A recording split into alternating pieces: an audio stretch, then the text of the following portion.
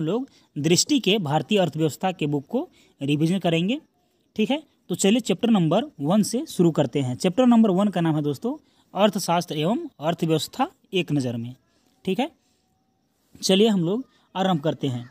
देखिए, अर्थशास्त्र के अंतर्गत यह अध्ययन किया जाता है कि दुर्लभ संसाधनों का किस प्रकार उपयोग किया जाए कि उनसे व्यष्टि से लेकर समष्टि स्तर पर अधिकाधिक संतुष्टि प्राप्त की जा सके। यानी कि ऐसे जो दुर्लभ संसाधन हैं जो खत्म होने के कगार पर है, उनका उपयोग कैसे एक सीमित मात्रा में कर सके, जिससे व्यक्तिगत मामले यानी कि व्यक्तिगत लाभ से लेकर के एक समष्टि स्तर पर यानी कि देश के स्तर पर सभी को अधिक संतुष्टि मिल सके। अर्थशास्त्र की विषय वस्तु दुर्लभ संसाधनों के विवेकशील प्रबंधन से इस प्रकार से संबंधित है, यानी कि जो दुर्लभ संसाधन है या कोई भी ऐसा संसाधन है जिसका हम लोग ज़्यादा दोहन न कर पाएँ, ठीक है, विवेकशील प्रबंधन करना है उनको, माने विवेकशील मात्रा में उनका उपयोग करना है कि व्यष्टि स्तर पर व्यक्ति अपने आर्थिक लाभों को अधिकतम कर सके। ठीक है, माने व्यक्तिगत मामले को देखा जाए तो आर्थिक जो उनका लाभ हो वो अधिकतम हासिल कर सके। इसके साथ साथ समष्टि स्तर पर कोई देश अपने सकल घरेलू उत्पाद को अधिकतम एवं समाज कल्याण को सुनिश्चित कर सके। ठीक है, चलिए आगे बढ़ते हैं। एक व्यक्ति के स्तर पर मतलब यानी इसको बोला जाता है व्यष्टि स्तर। ठीक है, केवल एक व्यक्ति के बारे में जब बोला जाएगा तब उसे व्यष्टि स्तर बोला जाता है। तथा संपूर्ण अर्थव्यवस्था एवं राष्ट्र के स्तर पर, राष्ट्र का स्तर का मतलब हो गया कि समष्टि स्तर, ठीक है, पर संसाधन सीमित मात्रा में ही पाए जाते हैं एवं इन्हीं सीमित संसाधनों के साथ मनुष्यों द्वारा अपनी असीमित आवश्यकताओं और इच्छाओं की पूर्ति करने का प्रयास किया जाता है। संसाधन केवल दुर्लभ ही नहीं होते बल्कि इनके वैकल्पिक प्रयोग भी होते हैं, इसलिए संसाधनों को प्रतिबंधित किया जाना आवश्यक होता है। जैसे व्यष्टि स्तर पर एक किसान अपनी भूमि पर गेहूं, चावल, मक्का, दालें या गन्ना उत्पादित कर सकता है। ठीक है, इसी प्रकार समष्टि स्तर पर एक देश की सरकार देश के संसाधनों का रक्षा, सामग्री के क्रय करने और अवसंरचनात्मक ढांचे का विकास करने, गरीबों एवं वंचितों वर्गों के लिए लोक कल्याणकारी कार्यक्रम एवं सामाजिक सुरक्षा के कार्यक्रमों को चलाने इत्यादि में उपयोग कर सकती है।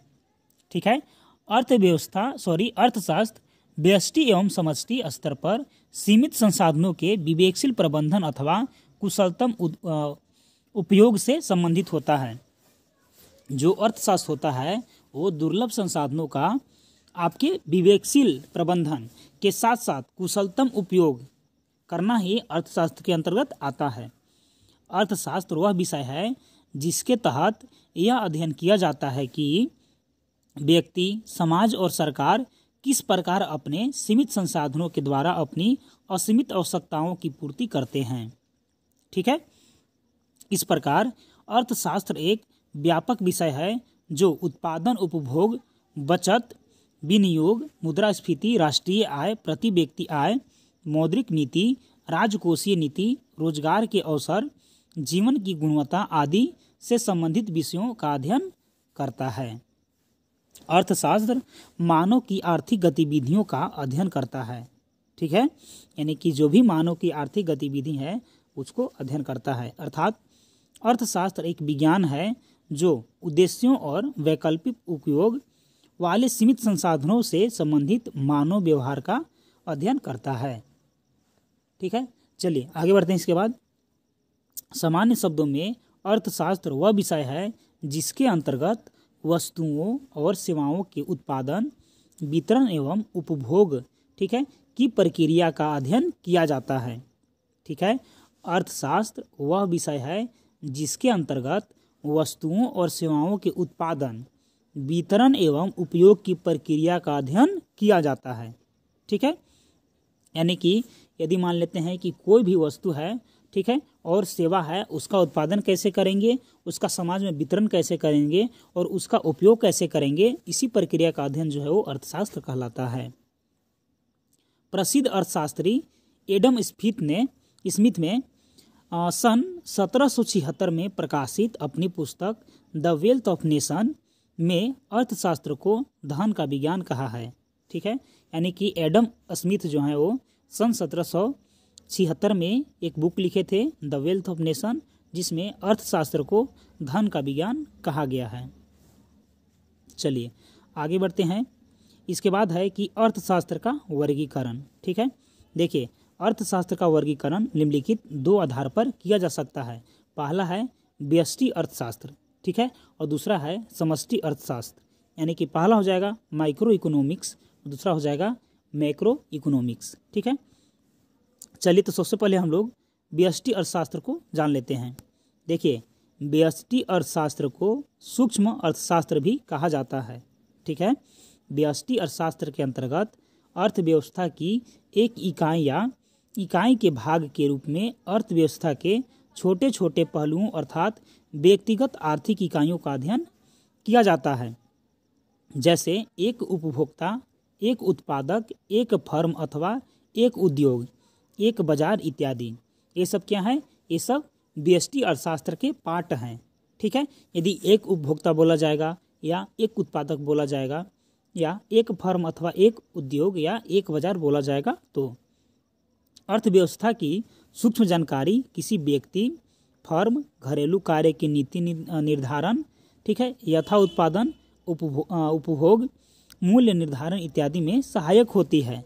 ठीक है, व्यष्टि अर्थव्यवस्था का अध्ययन आंशिक संतुलन से अधिक प्रभावित है। ठीक है, चलिए आंशिक संतुलन मतलब होता है कि पर्सनल संतुलन। ठीक है, जो आर्थिक क्रियाओं से संबंधित महत्वपूर्ण कारकों से प्रभावित होता है। व्यष्टि अर्थशास्त्र के अंतर्गत अनुकूलतम साधन आवंटन और आर्थिक क्रियाओं जैसे मांग और पूर्ति का अध्ययन, मूल्य निर्धारण से संबंधित समस्याओं और नीतियों का अध्ययन होता है। मतलब इसमें उत्पादन करने से पहले ये देखा जाता है कि उस चीज़ को लेकर, उस उत्पादक को लेकर कितना मांग है, ठीक है, कितना उसकी पूर्ति हो रही है और कितना उसका प्राइस निर्धारण किया जाए, यही सब समस्याएं इसके लिए आता है। दूसरा है नहीं, इसी में है आगे कि व्यष्टि अर्थशास्त्र के महत्वपूर्ण घटक। ठीक है, जो व्यष्टि अर्थशास्त्र के महत्वपूर्ण घटक है उसके बारे में देखिए। पहला जो घटक है वो है उपभोक्ता व्यवहार सिद्धांत। इसके अंतर्गत यह अध्ययन किया जाता है कि किस प्रकार एक उपभोक्ता अपनी आय को विभिन्न प्रयोगों में आवंटित करता है, ठीक है, ताकि वह अधिकतम संतुष्टि प्राप्त कर सके। इसी को बोला जाता है उपभोक्ता व्यवहार सिद्धांत। दूसरा है उत्पादक व्यवहार सिद्धांत।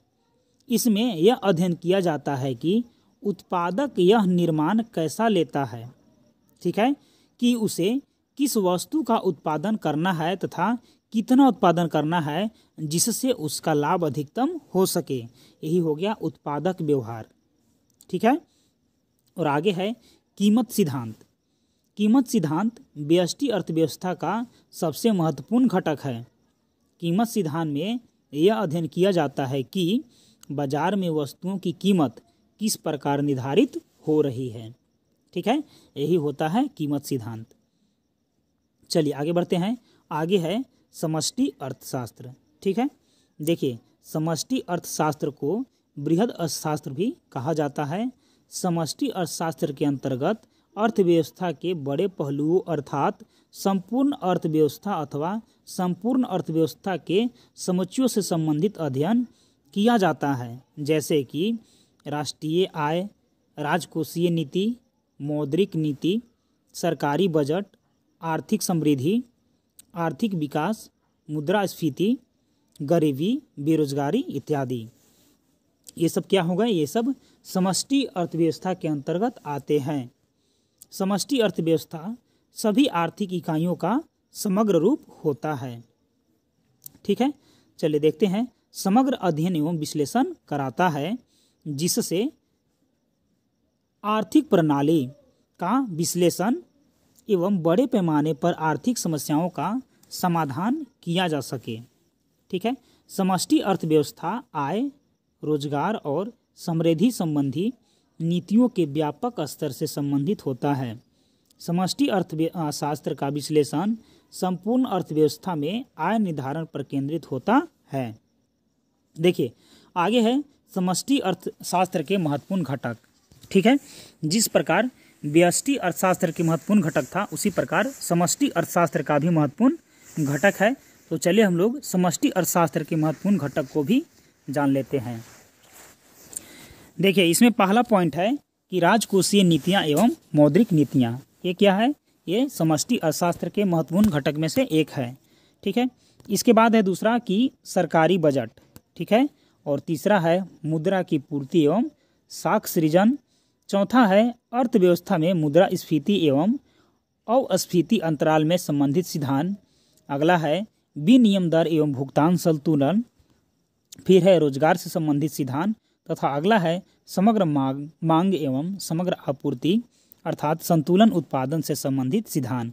ये सब क्या है? ये सब समष्टि अर्थशास्त्र के महत्वपूर्ण घटक हैं। चलिए इसके आगे देखते हैं।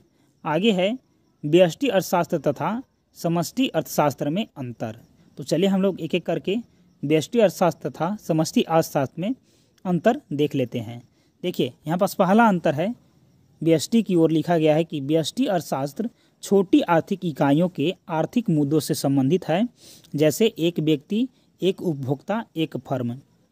वहीं पास समष्टि अर्थशास्त्र संपूर्ण अर्थव्यवस्था के बृहद स्तर के आर्थिक मुद्दों से संबंधित है, जैसे रोजगार, मौद्रिक नीति, राजकोषीय नीति और बजट इत्यादि। इसका आगे है दूसरा कि व्यष्टि अर्थव्यवस्था को प्रायः कीमत सिद्धांत भी कहा जाता है, क्योंकि यह बाजार में कीमत के निर्धारण से संबंधित है। ठीक है, आगे है इसमें अंतर कि समष्टि अर्थव्यवस्था को प्रायः आय तथा रोजगार सिद्धांत भी कहा जाता है, क्योंकि यह संपूर्ण अर्थव्यवस्था में समग्र उत्पादक तथा सामान्य कीमत स्तर के निर्धारण से संबंधित है।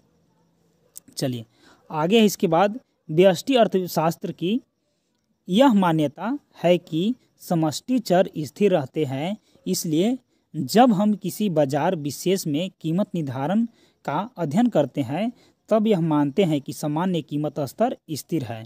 लेकिन समष्टि अर्थशास्त्र की यह मान्यता है कि व्यष्टि चर स्थिर रहते हैं, इसलिए जब हम अर्थव्यवस्था में सकल घरेलू उत्पाद का अध्ययन करते हैं तब यह मानते हैं कि सकल घरेलू उत्पाद का वितरण स्थिर है। ठीक है, चलिए आगे इसके बाद कि व्यष्टि अर्थशास्त्र के महत्वपूर्ण घटक उपभोक्ता व्यवहार सिद्धांत और उत्पादक व्यवहार का सिद्धांत और अगला है कीमत सिद्धांत। समष्टि अर्थशास्त्र के मुख्य घटक हैं संतुलन उत्पादक तथा रोजगार स्तर से संबंधित सिद्धांत। आगे है राजकोषीय सिद्धांत नीति, फिर है मौद्रिक नीति और आगे है मुद्रास्फीति एवं अस्फीति, फिर है सरकारी बजट, आगे है मुद्रा की आपूर्ति एवं साख निर्माण, फिर है विनिमय दर, फिर है भुगतान संतुलन। चलिए आगे बढ़ते हैं। इसके बाद है दोस्तों कि अर्थशास्त्र और अर्थव्यवस्था के बीच संबंध। ठीक है, देखिए अर्थशास्त्र और अर्थव्यवस्था के बीच संबंध सामान्य रूप से सिद्धांत और अभ्यास के रूप में देखा जा सकता है। अर्थशास्त्र के में आर्थिक गतिविधियों से संबंधित सिद्धांतों, नियमों इत्यादि का वर्णन किया जाता है। ठीक है, जबकि अर्थव्यवस्था में इन्हीं सिद्धांतों का व्यवहारिक प्रयोग किया जाता है। ठीक है, आगे है कि आर्थिक सिद्धांतों एवं नियमों के वास्तविक परख अर्थव्यवस्था में ही होती है। जब हम किसी देश को उसकी समस्त आर्थिक क्रियाओं के संदर्भ में परिभाषित करते हैं तो उसे अर्थव्यवस्था कहा जाता है। ठीक है, आगे है कि अर्थव्यवस्था किसी देश या क्षेत्र विशेष में अर्थशास्त्र के व्यवहारिक स्वरूप को प्रदर्शित करती है, जैसे भारतीय अर्थव्यवस्था, चीनी अर्थव्यवस्था और अमेरिकी अर्थव्यवस्था इत्यादि। देखिए आगे है कि अर्थव्यवस्था के क्षेत्र। ठीक है, सेक्टर ऑफ इकोनॉमी। देखिए अर्थव्यवस्था की आर्थिक गतिविधियों को निम्नलिखित श्रेणियों अथवा क्षेत्रों में बांटा गया है। पहला है प्राथमिक क्षेत्र, प्राइमरी सेक्टर।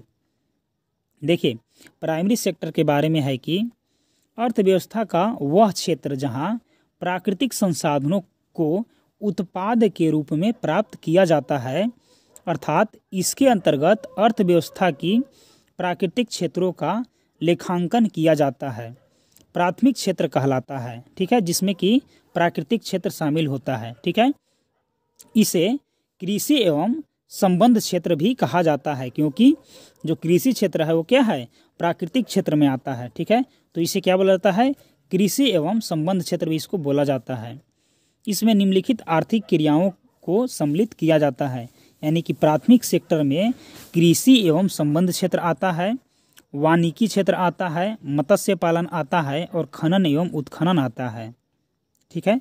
जो प्राइमरी सेक्टर होता है उसमें कृषि एवं संबंध क्षेत्र आता है, वानिकी आता है, मत्स्य पालन आता है तथा खनन एवं उत्खनन आता है। आगे है सेकेंडरी सेक्टर, द्वितीयक सेक्टर। देखिए, द्वितीयक क्षेत्र में अर्थव्यवस्था का वह क्षेत्र जो प्राथमिक क्षेत्र के उत्पादों को अपनी गतिविधियों में कच्चे माल की तरह उपयोग करता है, द्वितीयक क्षेत्र कहलाता है, ठीक है। देखिए, अर्थव्यवस्था का वह क्षेत्र जो प्राथमिक क्षेत्र के उत्पादों को अपनी गतिविधियों में कच्चे माल की तरह उपयोग करता है, यानी कि जो मत्स्य पालन से आया, कृषि से आया, वानिकी से आया, खनन उत्खनन से आया, तो उसी चीज़ का जो उपयोग हो रहा है, ठीक है, वो सब आता है द्वितीयक क्षेत्रों में। इस क्षेत्र के अंतर्गत अर्थव्यवस्था के प्राथमिक क्षेत्र के उत्पादों के प्रयोग से विनिर्मित वस्तुओं का उत्पाद का लेखांकन किया जाता है। इसे औद्योगिक क्षेत्र भी कहा जाता है। इसमें निम्नलिखित आर्थिक गतिविधियां शामिल होती हैं। एक तो होता है विनिर्माण, दूसरा होता है निर्माण और अगला होता है गैस, जल तथा विद्युत आपूर्ति, ठीक है। ये सब क्या है, ये सभी द्वितीयक क्षेत्र हैं, विनिर्माण, निर्माण और गैस, जल तथा विद्युत आपूर्ति। आगे है टीसरी सेक्टर, ठीक है, ये है तृतीयक क्षेत्र। इस क्षेत्र में विभिन्न प्रकार की सेवाओं का उत्पादन किया जाता है, इसलिए इस क्षेत्र को सेवा क्षेत्र भी कहा जाता है। वंस अगेन, इस क्षेत्र में विभिन्न प्रकार की सेवाओं का उत्पादन किया जाता है, इसलिए इस क्षेत्र को सेवा क्षेत्र भी कहा जाता है। यह क्षेत्र अर्थव्यवस्था के प्राथमिक एवं द्वितीयक क्षेत्र को अपनी सेवाएं प्रदान करती है, ठीक है। प्राथमिक और द्वितीयक दोनों को अपनी सेवा प्रदान करती है। इसमें निम्नलिखित आर्थिक क्रियाएं शामिल होती है। पहला, व्यापार, होटल तथा रेस्टोरेंट। अगला है परिवहन, संचार तथा भंडारण। वित्तीय सेवाएं, बैंकिंग और बीमा और रियल इस्टेट और लोक प्रशासन एवं प्रतिरक्षा और चिकित्सा और अन्य सेवाएं इसी में आते हैं, ठीक है। देखिए, इसमें व्यापार, होटल और रेस्टोरेंट आ जाएगा, परिवहन, संचार और भंडारण आएगा, वित्तीय सेवाएं, बैंकिंग, बीमा वगैरह आ जाएगा, रियल इस्टेट इसमें शामिल हो जाएगा, लोक प्रशासन एवं प्रतिरक्षा आ जाएगा और चिकित्सा एवं अन्य सेवाएं तृतीयक क्षेत्रों में शामिल हो जाएगा। चलिए आगे बढ़ते हैं। आगे है कि चतुर्थ क्षेत्र, ठीक है। देखिए, चतुर्थ क्षेत्र के बारे में पढ़ रहे हैं। चतुर्थक क्षेत्र तृतीयक क्षेत्र का एक उन्नत रूप है, क्योंकि इसमें ज्ञान क्षेत्र से संबंधित सेवाएं शामिल की जाती है। वर्तमान में सूचना आधारित सेवाओं की मांग में बहुत अधिक वृद्धि हो रही है। चतुर्थक क्षेत्र से संबंधित गतिविधियों को में मुख्यतः सूचना का संग्रहण करना, सूचनाओं का अध्ययन एवं विश्लेषण करना, आवश्यकता अनुसार सूचनाओं को प्रस्तुत करना इत्यादि शामिल किया जाता है। चतुर्थक क्षेत्र से संबंधित सेवाओं में विशेषकृत ज्ञान, तकनीकी कौशल, प्रबंधकीय कौशल तथा विश्लेषणात्मक समझ का प्रयोग किया जाता है। साथ ही इसमें म्यूचुअल फंड प्रबंधक, पोर्टफोलियो प्रबंधक, कर प्रबंधक, सांख्यिकी वध और सॉफ्टवेयर डेवलपमेंट और शोध एवं अनुसंधानकर्ता इत्यादि उन्नत किस्म की विश्लेषणकृत सेवाओं को शामिल किया जाता है। ये सब फोर्थ सेक्टर में था। चलिए आगे है पंचक क्षेत्र, ठीक है। देखिए, पंचक क्षेत्र के बारे में चलिए हम लोग जानते हैं। पंचक क्षेत्र उच्च किस्म की सेवाओं से संबंधित है। इस क्षेत्र में गोल्ड कॉलर प्रोफेशनल को शामिल किया जाता है, जो अपने अपने क्षेत्र के उच्च विशेषज्ञ होते हैं। ये अपने से संबंधित क्षेत्रों में नीति निर्माण, निर्णय निर्माण में महत्वपूर्ण भूमिका निभाते हैं। ये नए नए विचारों, तकनीकों शोध एवं अनुसंधानों एवं भविष्य के लिए बेहतर संभावनाओं पर कार्य करते हैं। इसमें मुख्यतः उच्च स्तर के सरकारी अधिकारियों, कंपनियों एवं व्यवसायों के उच्च प्रबंधकों, शोधकर्ता एवं वैज्ञानिकों, वित्तीय प्रबंधकों, कानूनी सलाहकारों इत्यादि को शामिल किया जाता है। ठीक है। अर्थव्यवस्था में इन व्यक्तियों की भागीदारी इनकी संख्या की अपेक्षा कहीं अधिक होती है। ठीक है। जितनी उनकी संख्या है उससे ज़्यादा उन लोगों की भागीदारी होता है इस प्रकार की अर्थव्यवस्था में। चलिए आगे है अर्थव्यवस्था का वर्गीकरण या स्वरूप। विश्व में अर्थव्यवस्था के वर्गीकरण का कोई एक निश्चित पैमाना नहीं है। विभिन्न अर्थव्यवस्थाओं को भिन्न भिन्न मानदंडों के अनुसार निम्न आधार पर वर्गीकृत किया जाता है। ठीक है। जैसे कि देखिए, यदि हम लोग इसका वर्गीकरण करते हैं तो इसका वर्गीकरण कुछ इस प्रकार से हम लोग पाएंगे। ठीक है। चलिए पहले हम लोग इसका वर्गीकरण कर लेते हैं, उसके बाद हम लोग ऊपर वाला पढ़ लेंगे। देखिए अर्थव्यवस्था का वर्गीकरण या उसका स्वरूप के बारे में है। ठीक है। देखिए सबसे पहले यहाँ पास है कि अर्थव्यवस्था को राज्य या सरकार की भूमिका के आधार पर जब बांटा जाता है तब अर्थव्यवस्था में पूंजीवादी अर्थव्यवस्था, राज्य या समाजवादी अर्थव्यवस्था और मिश्रित अर्थव्यवस्था आते हैं। वहीं जब विकास की विभिन्न अवस्थाओं के आधार पर जब बांटेंगे तो विकसित अर्थव्यवस्था, विकासशील अर्थव्यवस्था और अल्प विकसित अर्थव्यवस्था इसमें शामिल होते हैं। जब हम लोग अर्थव्यवस्था को विभिन्न क्षेत्रों की भूमिका के आधार पर वर्गीकरण करते हैं तो कृषक अर्थव्यवस्था, औद्योगिक अर्थव्यवस्था और सेवा अर्थव्यवस्था आता है। आगे है कि जब हम लोग अर्थव्यवस्था को शेष विश्व के साथ अंतर संबंधों के आधार पर वर्गीकरण करते हैं तो खुली अर्थव्यवस्था तथा बंद अर्थव्यवस्था इसका पाठ होता है। और नियोजन के आधार पर जब वर्गीकरण करते हैं तो योजनाबद्ध अर्थव्यवस्था और गैर योजनाबद्ध अर्थव्यवस्था होता है। आगे है निर्भरता के आधार पर जब हम वर्गीकरण करते हैं तब आत्मनिर्भर अर्थव्यवस्था तथा आश्रित अर्थव्यवस्था तथा परस्पर निर्भर अर्थव्यवस्था इसमें आ जाता है। ठीक है। चलिए इसके बाद है राज्य सरकार की भूमिका के आधार पर अर्थव्यवस्था का वर्गीकरण। ठीक है। इसमें है पूंजीवादी अर्थव्यवस्था। ठीक है।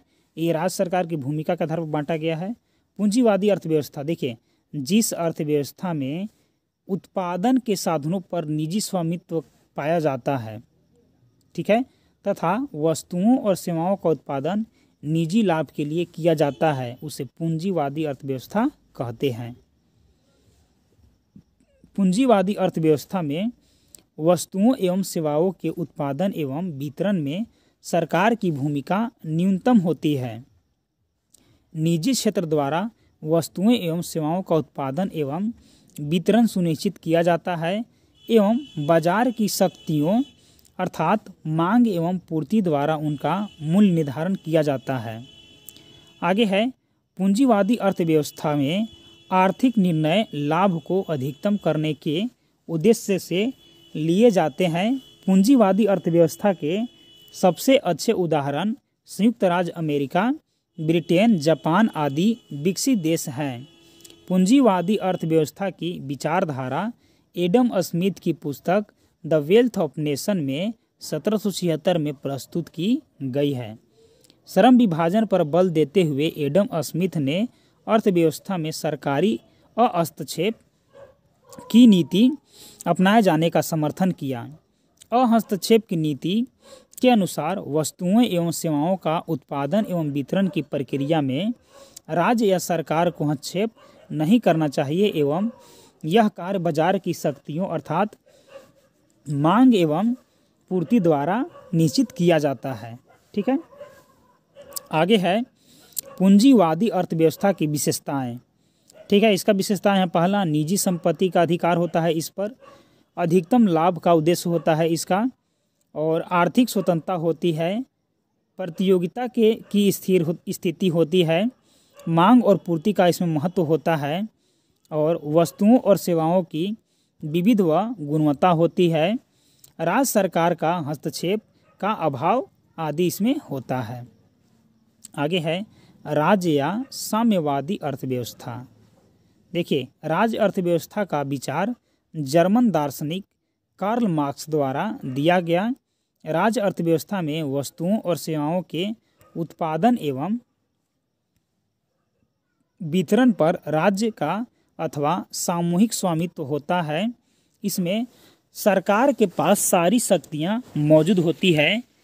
इसमें उत्पादन, आपूर्ति और कीमत सबका निर्णय सरकार द्वारा लिया जाता है। आर्थिक निर्णय सामाजिक कल्याण को ध्यान में रखकर लिए जाते हैं। ऐसी अर्थव्यवस्थाओं को सामान्यतः केंद्रित नियोजन अर्थव्यवस्था भी कहते हैं। राज्य अर्थव्यवस्था के दो रूप होते हैं, समाजवादी अर्थव्यवस्था और साम्यवादी अर्थव्यवस्था। देखिए, समाजवादी अर्थव्यवस्था क्या है? तो समाजवादी अर्थव्यवस्था के अंतर्गत सभी नागरिकों को वस्तुओं एवं सेवाओं का समान वितरण किया जाता है, जबकि साम्यवादी अर्थव्यवस्था में प्रत्येक व्यक्ति से उसकी क्षमता अनुसार कार्य एवं प्रत्येक को उसकी आवश्यकता अनुसार प्रतिफल अर्थात वस्तुएं और सुविधाएं उपलब्ध कराई जाती है। ठीक है। पूर्व सोवियत संघ की अर्थव्यवस्था को समाजवादी अर्थव्यवस्था कहते हैं, जबकि 1985 से पहले चीन की अर्थव्यवस्था साम्यवादी अर्थव्यवस्था कहते हैं। ठीक है। चलिए, इसके बाद है कि राज्य या समाजवादी अर्थव्यवस्था की विशेषताएं। उत्पादन के साधनों पर सामूहिक स्वामित्व होता है, केंद्रीकृत नियोजन होता है, आर्थिक विषमताओं में कमी होती है, वर्ग संघर्ष की समाप्ति होती है और राज्य एवं सरकार की व्यापक भूमिका होती है। आगे है इसके बाद मिश्रित अर्थव्यवस्था। ठीक है। मिश्रित अर्थव्यवस्था एक विशेष प्रकार की अर्थव्यवस्था है जिसमें राज्य अर्थव्यवस्था एवं पूंजीवादी अर्थव्यवस्था दोनों की विशेषताएं विद्यमान होती है। इसमें राज्य सरकार अथवा सार्वजनिक क्षेत्र तथा निजी क्षेत्र दोनों परस्पर सहयोगी के रूप में कार्य करते हैं। मिश्रित अर्थव्यवस्था में कुछ आधारभूत और महत्वपूर्ण क्षेत्र की आर्थिक गतिविधियों की जिम्मेदारी होती है। ठीक है। चलिए, जिम्मेदारी एवं केंद्र और राज्य सरकारों की होती है। ठीक है। और बाकी आर्थिक गतिविधियों को बाजार के निजी समूहों के लिए छोड़ दिया जाता है। मिश्रित अर्थव्यवस्था में आर्थिक क्रियाओं को बाजारी शक्तियों में अर्थात मांग और पूर्ति की स्वतंत्र अंतःक्रिया पर छोड़ दिया जाता है, परंतु इसमें सरकार एक विनियामक रूप से अपना अनुकूलतम नियंत्रण भी बनाए रखती है। मिश्रित अर्थव्यवस्था में आर्थिक निर्णय सामाजिक कल्याण एवं अधिकतम लाभ दोनों उद्देश्यों को ध्यान में रखकर किया जाता है। मिश्रित अर्थव्यवस्था का सबसे अच्छा उदाहरण भारतीय अर्थव्यवस्था है। चलिए, मिश्रित अर्थव्यवस्था की प्रमुख विशेषताएं। देखिए, मिश्रित अर्थव्यवस्था की जो पहला जो है भूमिका वो है सार्वजनिक तथा निजी क्षेत्र का सह-अस्तित्व रहेगा, आर्थिक नियोजन रहेगा, सरकार की नियामक के रूप में भूमिका रहेगी और व्यक्तिगत स्वतंत्रता रहेगा। आगे है भारत में मिश्रित अर्थव्यवस्था को अपनाने के लिए तर्क। ठीक है। तो चलिए हम लोग भारत में मिश्रित अर्थव्यवस्था को अपनाने के लिए कौन कौन से तर्क दिए गए थे उसके बारे में पढ़ते हैं। देखिए, राज्य सरकार के पास पूंजी एवं साधनों का अभाव और निजी क्षेत्र के पास उपलब्ध पूंजी तथा तकनीकों एवं प्रबंध क्षमता का लाभ उठाने के लिए।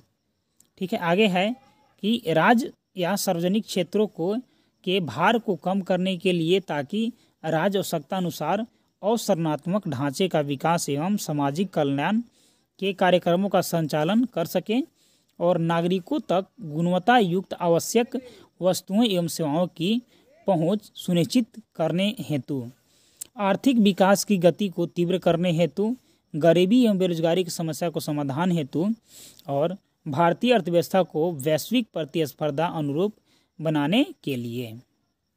देखिए, आगे है कि राज्य अर्थव्यवस्था, पूंजीवादी अर्थव्यवस्था तथा मिश्रित अर्थव्यवस्था में अंतर। तो चलिए हम लोग एक एक करके जान लेते हैं। केंद्रीय नियोजन अर्थव्यवस्था राज्य अर्थव्यवस्था या समाजवादी अर्थव्यवस्था। पहला है कि राज्य अर्थव्यवस्था में आर्थिक क्रियाओं, उत्पादन, उपभोग, विनिवेश और विनियम पर सरकार अथवा किसी केंद्रीय संस्था का नियंत्रण होता है, जबकि पूंजीवादी अर्थव्यवस्था में आर्थिक क्रियाओं पर बाजारी शक्तियां का नियंत्रण होता है।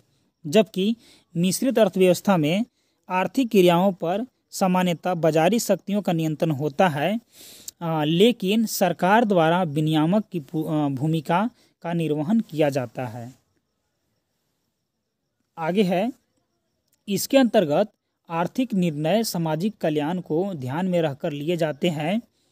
इसके अंतर्गत आर्थिक निर्णय लाभ को अधिकतम करने के लिए उद्देश्य से लिए जाते हैं और इसके अंतर्गत आर्थिक निर्णय सामाजिक कल्याण तथा अधिकतम लाभ दोनों उद्देश्यों को ध्यान में रखकर लिया जाता है। आर्थिक क्रियाएं सार्वजनिक क्षेत्रों से सक्रिय होती है, आर्थिक क्रियाएं निजी क्षेत्र में सक्रिय होती है और आर्थिक क्रियाएं निजी एवं सार्वजनिक दोनों क्षेत्रों में सक्रिय होती है। ठीक है, चलिए आगे बढ़ते हैं। आगे है कि राज्य अर्थव्यवस्था के अंतर्गत कौन कौन सी वस्तुएं का उत्पादन किया जाए, यह निर्णय सरकार द्वारा लिया जाता है, इसलिए यहाँ उपभोक्ता की प्रभुता बाधित होती है। पूंजीवादी अर्थव्यवस्था के अंतर्गत उत्पादन उपभोक्ता की पसंद के अनुसार किया जाता है, इसलिए यहाँ उपभोक्ता का प्रभुत्व होता है। मिश्रित अर्थव्यवस्था में उपभोक्ता का प्रभुत्व होता है, परंतु सार्वजनिक वितरण प्रणाली द्वारा सरकार आवश्यकताओं वस्तुओं की आपूर्ति उपभोक्ताओं को सुनिश्चित करती है और इसमें अधिकतर संस्थानों पर सरकार का नियंत्रण या स्वामित्व होता है। सरकार द्वारा ही बाजार में वस्तुओं का विक्रय मूल्य तय किया जाता है। इसमें अधिकतर संसाधनों पर निजी क्षेत्रों का नियंत्रण होता है। वस्तुओं और सेवाओं की कीमत बाजार द्वारा मांग और पूर्ति पर निर्धारित की जाती है। इसमें संसाधनों पर जनता एवं सरकार दोनों का नियंत्रण होता है। वस्तुओं एवं सेवाओं की कीमत बाजार द्वारा निर्धारित की जाती है, परंतु सरकार आवश्यक वस्तुओं की कीमत नियंत्रण नियमित करती है।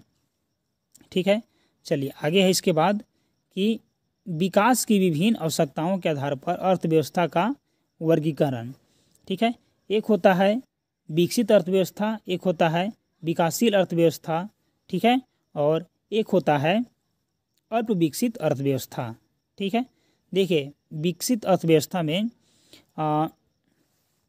जिन देशों की अर्थव्यवस्था के आर्थिक विकास का स्तर उच्च होता है उन्हें विकसित अर्थव्यवस्था कहते हैं।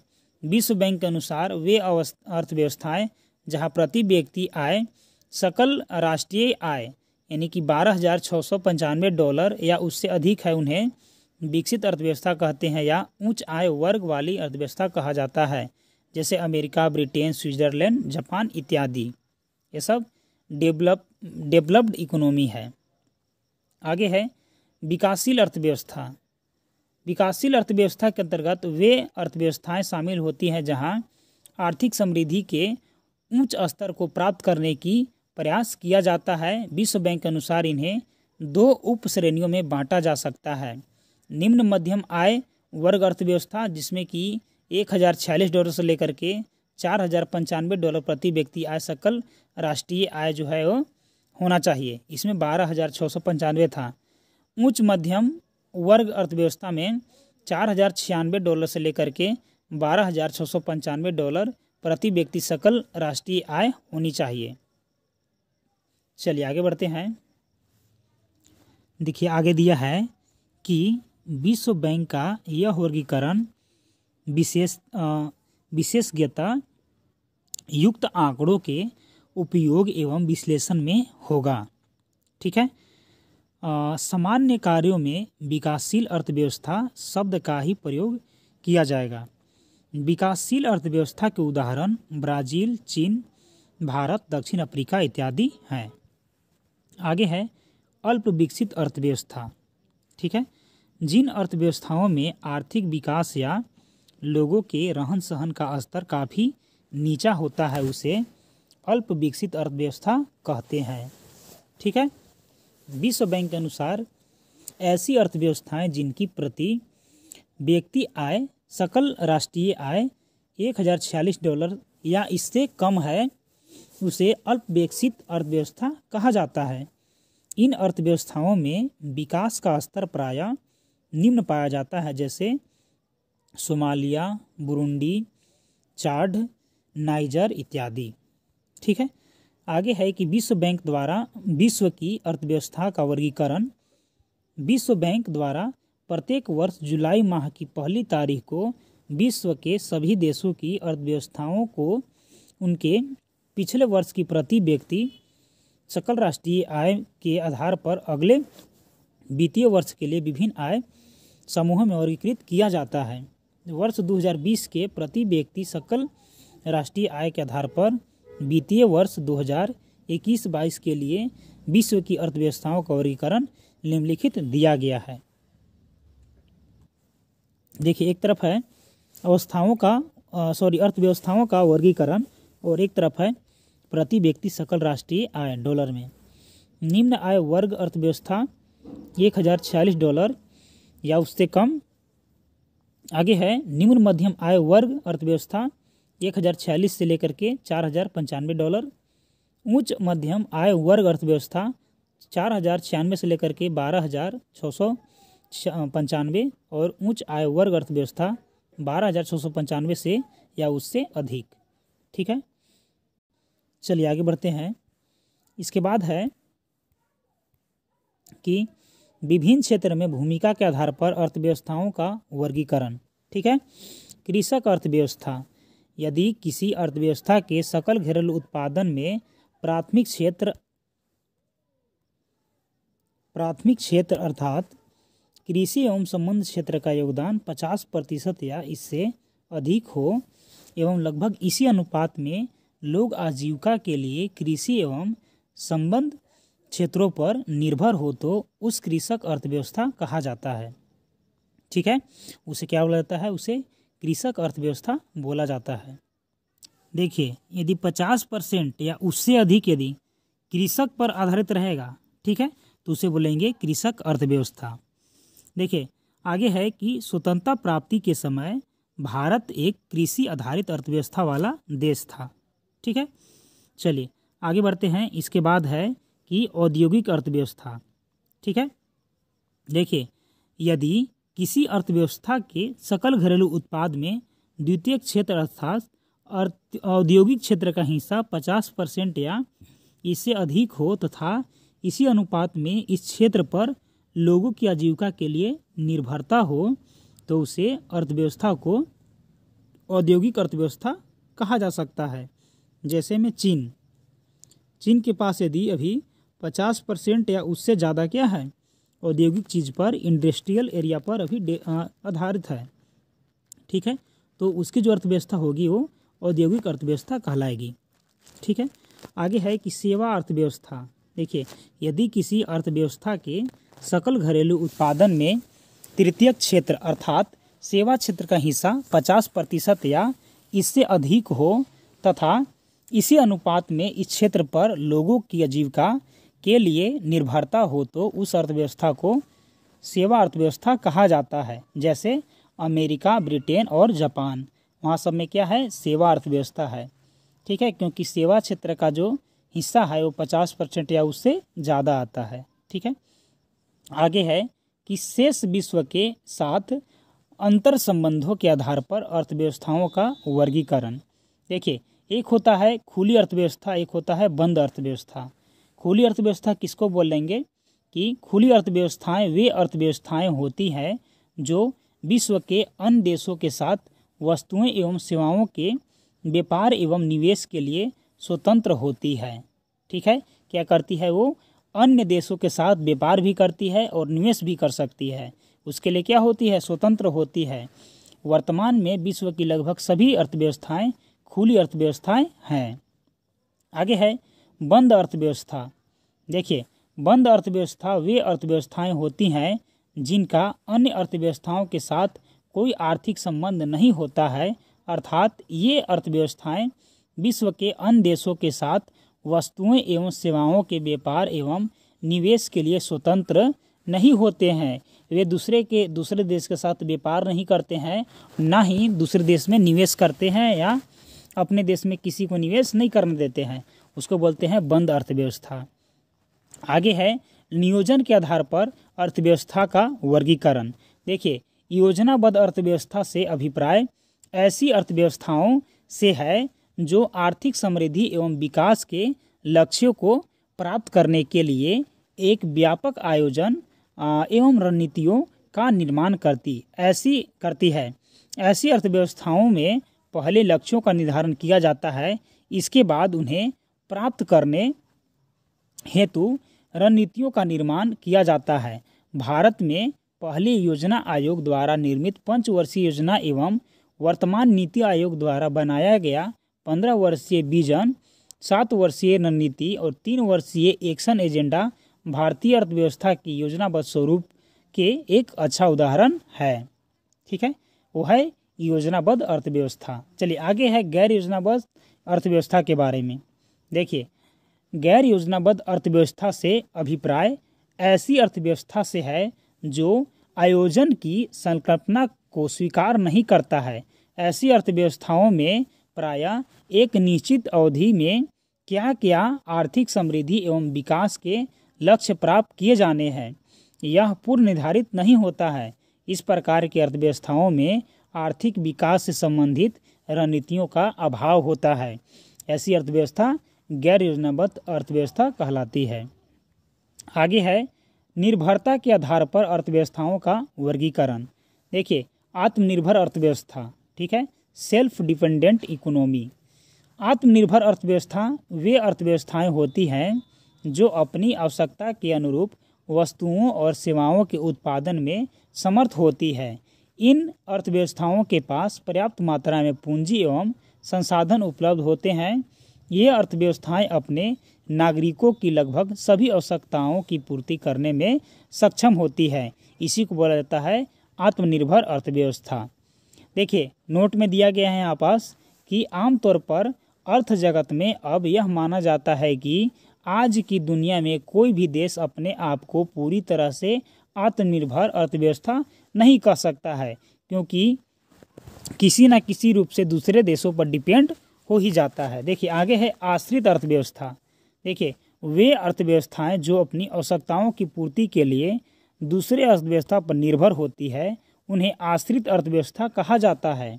इन अर्थव्यवस्थाओं के पास पूंजी एवं संसाधनों का सामान्यतः अभाव पाया जाता है। इन अर्थव्यवस्थाओं में सामान्यतः उत्पादन की उन्नत प्रौद्योगिकी का अभाव होता है। देखिए, आगे है परस्पर निर्भर अर्थव्यवस्था। ये अर्थव्यवस्थाएं जो कुछ मामले एवं क्षेत्रों में आत्मनिर्भर हो और कुछ मामले एवं क्षेत्रों में अन्य देशों पर निर्भर हो। ऐसी अर्थव्यवस्था को परस्पर निर्भर अर्थव्यवस्था कहा जाता है। जैसे कुछ देशों में संसाधन भरपूर हैं लेकिन उन्नत प्रौद्योगिकी के अभाव होता है। ऐसे में वे देश अपने संसाधनों का कुशलतम प्रयोग करने के लिए टेक्नोलॉजी हेतु दूसरे देशों पर निर्भर होते हैं। इसी प्रकार किसी देश में उद्योग एवं सेवा क्षेत्र अत्यधिक विकसित होता है, जबकि वह देश कृषि उत्पादों के लिए अन्य देशों पर निर्भर होता है। आगे है चक्रीय अर्थव्यवस्था। देखिए, चक्रीय अर्थव्यवस्था में संसाधनों का दक्षतम उपयोग किया जाता है। ठीक है, संसाधन दक्षता से तात्पर्य कम से कम संभावित संसाधनों इनपुट के साथ अधिकतम संभावित लाभ यानी कि आउटपुट प्राप्त करना है। संसाधन दक्षता को बढ़ावा देने से संसाधनों की उपयोगिता को बढ़ाया जा सकता है। संसाधन दक्षता के द्वारा कुछ ही सामग्रियों का कुशलतम एवं बेहतर उपयोग करके अधिकतम संतुष्टि अथवा लाभ प्राप्त किया जा सकता है। संसाधन का कुशलतम उद्योग सतत विकास के प्रमुख आयामों आर्थिक, सामाजिक और पर्यावरण के लिए काफ़ी लाभदायक सिद्ध हो सकता है। चक्रीय अर्थव्यवस्था की अवधारणा रेखीय अर्थव्यवस्था के विपरीत है। इसमें एक बार इस्तेमाल और फेंको की विचारधारा में बदलाव की बात की जाती है। ठीक है, चक्रीय अर्थव्यवस्था में मतलब उसका बार बार उपयोग किया जाता है। इसके तहत चक्रीय अर्थव्यवस्था में एक ऐसी वैकल्पिक व्यवस्था की अवधारणा पर काम किया जाता है जो टिकाऊ हो और जिसमें संसाधनों का दक्षतम उपयोग किया जाता हो। संसाधनों के अभाव जैसी परिस्थितियों में संसाधनों का न्याय उचित उपयोग केवल संसाधन दक्षता से ही संभव है। चक्रीय अर्थव्यवस्था के द्वारा उत्पादों के जीवन चक्र को बढ़ाया जाता है। इसके अंतर्गत संसाधनों के दक्षतम उपयोग, पुनः चक्रण, पुनः विनिर्माण और नवीनीकरण पर बल दिया जाता है। ठीक है। वर्तमान में बढ़ती हुई जनसंख्या एवं शहरीकरण के कारण प्राकृतिक संसाधनों पर दबाव बढ़ रहा है। बढ़ते हुए शहरीकरण एवं घरेलू आय के परिणाम स्वरूप उपभोक्तावाद अर्थात उपभोक्ता व्यय में बढ़ोतरी हुई है। चक्रीय अर्थव्यवस्था किसी भी अर्थव्यवस्था की आर्थिक समृद्धि की दर को ऊंच करने में सहायक है। नीति आयोग के मुख्य कार्यकारी अधिकारी अमिताभ कांत के अनुसार चक्रीय अर्थव्यवस्था में अगले 5 से 7 वर्षों में लगभग 1.4 करोड़ नौकरियां सृजित करने की क्षमता है। ठीक है दोस्तों, तो हम लोग क्या कर चुके हैं कि अभी तक पहला जो पार्ट था हम लोग उसको कंप्लीट कर चुके हैं। चलिए हम लोग इससे संबंधित महत्वपूर्ण क्वेश्चन को देख लेते हैं। क्वेश्चन नंबर 1 है कि निम्नलिखित में से कौन सा भारतीय अर्थव्यवस्था का एक महत्वपूर्ण या प्रमुख लक्षण है। ठीक है। ऑप्शन नंबर ए पूंजीवादी अर्थव्यवस्था, बी है समाजवादी अर्थव्यवस्था, सी है मिश्रित अर्थव्यवस्था और डी है उपयुक्त में से कोई नहीं। ठीक है। तो भारत की जो अर्थव्यवस्था है वो क्या है, मिश्रित अर्थव्यवस्था है। ऑप्शन नंबर सी हो जाएगा करेक्ट आंसर। दूसरा नंबर का प्रश्न है कि भारत में मिश्रित अर्थव्यवस्था का अर्थ है। ठीक है। तो देखिए भारत में जो मिश्रित अर्थव्यवस्था है उसका अर्थ क्या है, वो है कि बृहद एवं कुटीर उद्योगों का सह-अस्तित्व। ऑप्शन नंबर बी है आर्थिक विकास एवं विदेशों का सहयोग। ऑप्शन नंबर सी है सार्वजनिक तथा निजी क्षेत्रों में सह-अस्तित्व और डी है इनमें से कोई नहीं। देखिए सार्वजनिक तथा निजी क्षेत्रों में सह-अस्तित्व क्या है, यानी कि ऑप्शन नंबर सी है। ठीक है। चलिए आगे है कि भारत में नियोजन अर्थव्यवस्था आधारित है गांधीवादी व्यवस्था पर, समाजवादी व्यवस्था पर, पूंजीवादी व्यवस्था पर और मिश्रित अर्थव्यवस्था पर। ठीक है। तो दोस्तों इसका भी करेक्ट आंसर क्या हो जाएगा, मिश्रितवादी अर्थव्यवस्था पर। ठीक है। चलिए आगे देखते हैं। आगे है प्रश्न नंबर 4 कि एक देश में आर्थिक समृद्धि अनिवार्य रूप से होगी यदि ऑप्शन नंबर ए है कि विश्व अर्थव्यवस्था में तकनीकी प्रगति होती है। एक बी नंबर का है एक्स में जनसंख्या वृद्धि होती है, सी में है एक्स में पूंजी निर्माण होता है और डी में है विश्व अर्थव्यवस्था में व्यापार की मात्रा बढ़ती है। ठीक है। बोला है कि आर्थिक समृद्धि अनिवार्य रूप से होगी, तो जब उसका पूंजी निर्माण अधिक होगा तो उसका आर्थिक समृद्धि जो क्या होगा वो पूर्ण रूप से होगा ही, यानी कि ऑप्शन नंबर जो सी है वो करेक्ट है। चलिए आगे बढ़ते हैं 5वां नंबर के प्रश्न को। 5वें नंबर का प्रश्न है कि केंद्रीय नियोजित अर्थव्यवस्थाओं में आर्थिक क्रियाओं पर किसका नियंत्रण होता है। ठीक है। उद्योगपतियों का, निजी फर्मों का, सरकार का, उपभोक्ताओं का। तो देखिए यहाँ पर क्या है कि केंद्रीय नियोजित मतलब जहाँ केंद्र के द्वारा नियोजित किया जा रहा है तो किसका होगा, तो सरकार का। ऑप्शन नंबर सी करेक्ट हो जाएगा। छठा है कि देश की वृद्धि में निम्न में से कौन सा अनार्थक शब्द है। ठीक है। सामाजिक व्यवहार, प्राकृतिक संसाधन, शक्ति संसाधन या पूंजी संसाधन। तो सामाजिक व्यवहार ये क्या है, अनार्थिक तत्व है। ठीक है। व्यवहार से कुछ नहीं, यहाँ पास प्राकृतिक संसाधन, शक्ति संसाधन और पूंजी संसाधन होना चाहिए। 7 नंबर का यहाँ से प्रश्न है आगे कि भारत में बेरोजगारी से संबंधित मुद्दों का अध्ययन किया जाता है। ठीक है। ऑप्शन नंबर ए है कि व्यष्टि स्तर पर, बी है समष्टि स्तर पर, सी है व्यष्टि एवं समष्टि दोनों पर और ऑप्शन नंबर डी है इनमें से कोई नहीं।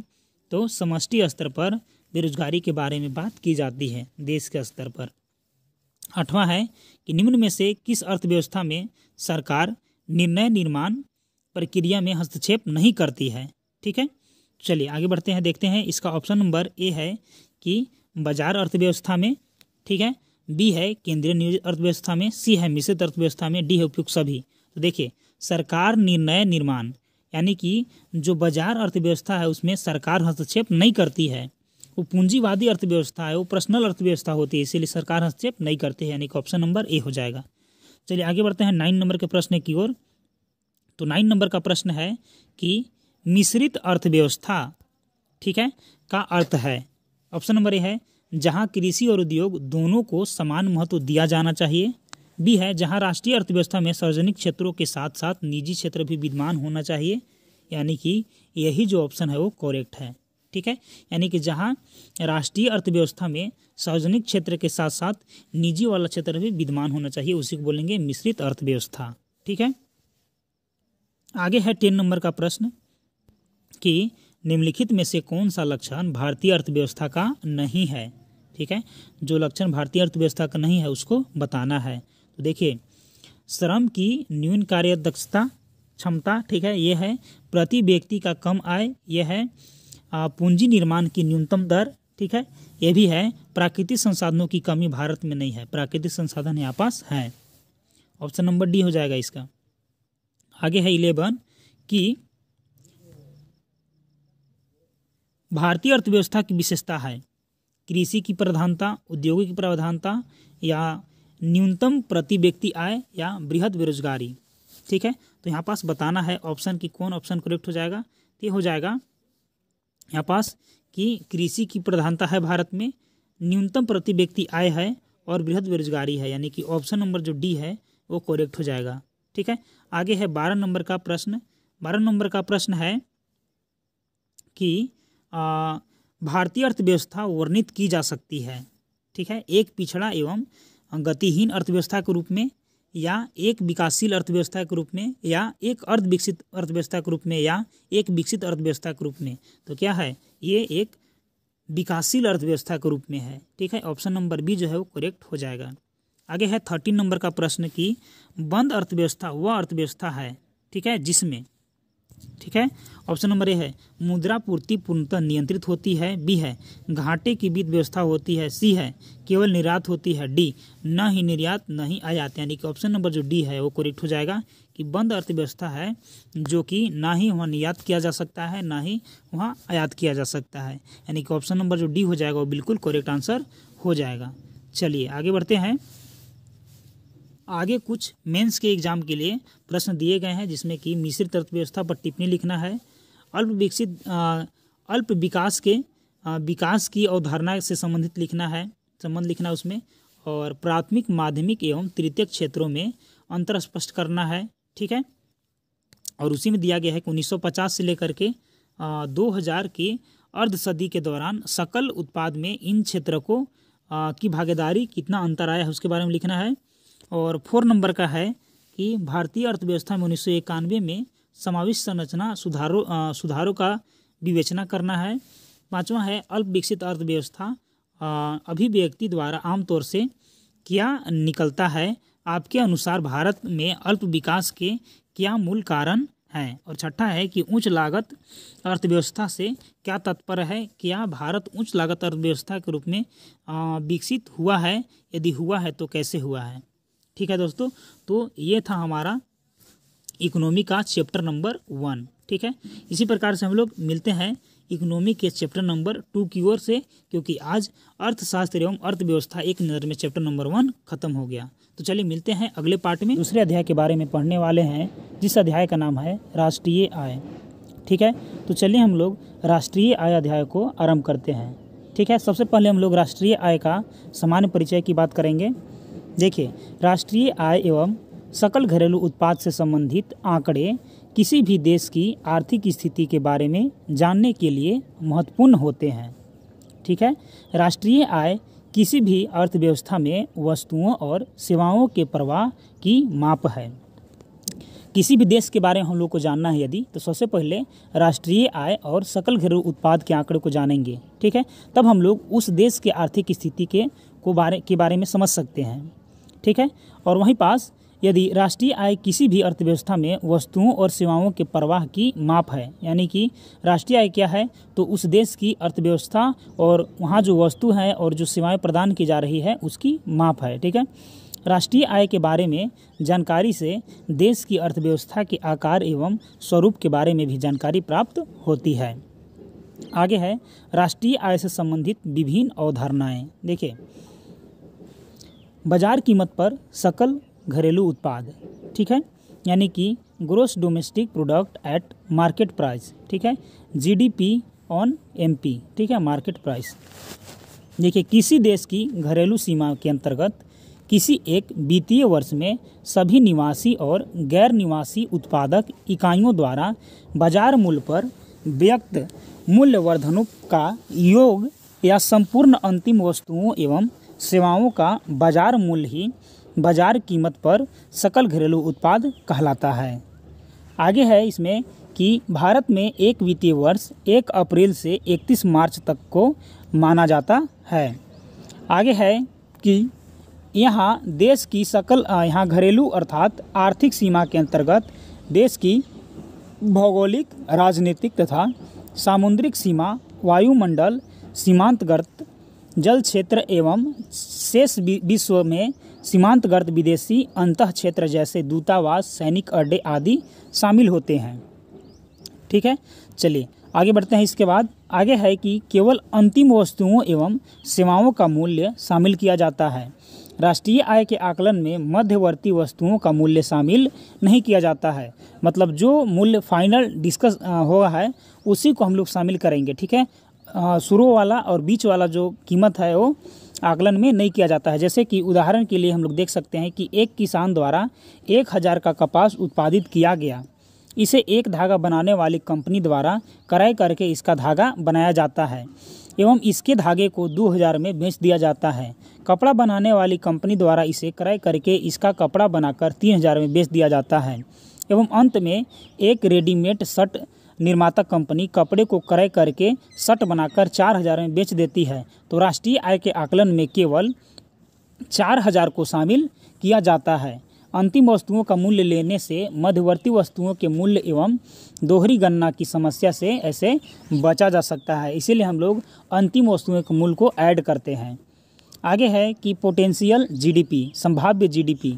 देखिए, संभाव्य जीडीपी से आशय किसी देश के उत्पादन के कारकों के पूरी तरह से नियोजित होने पर उत्पादित की जा सकने वाली वस्तुओं और सेवाओं के वास्तविक मूल्य से है, ठीक है।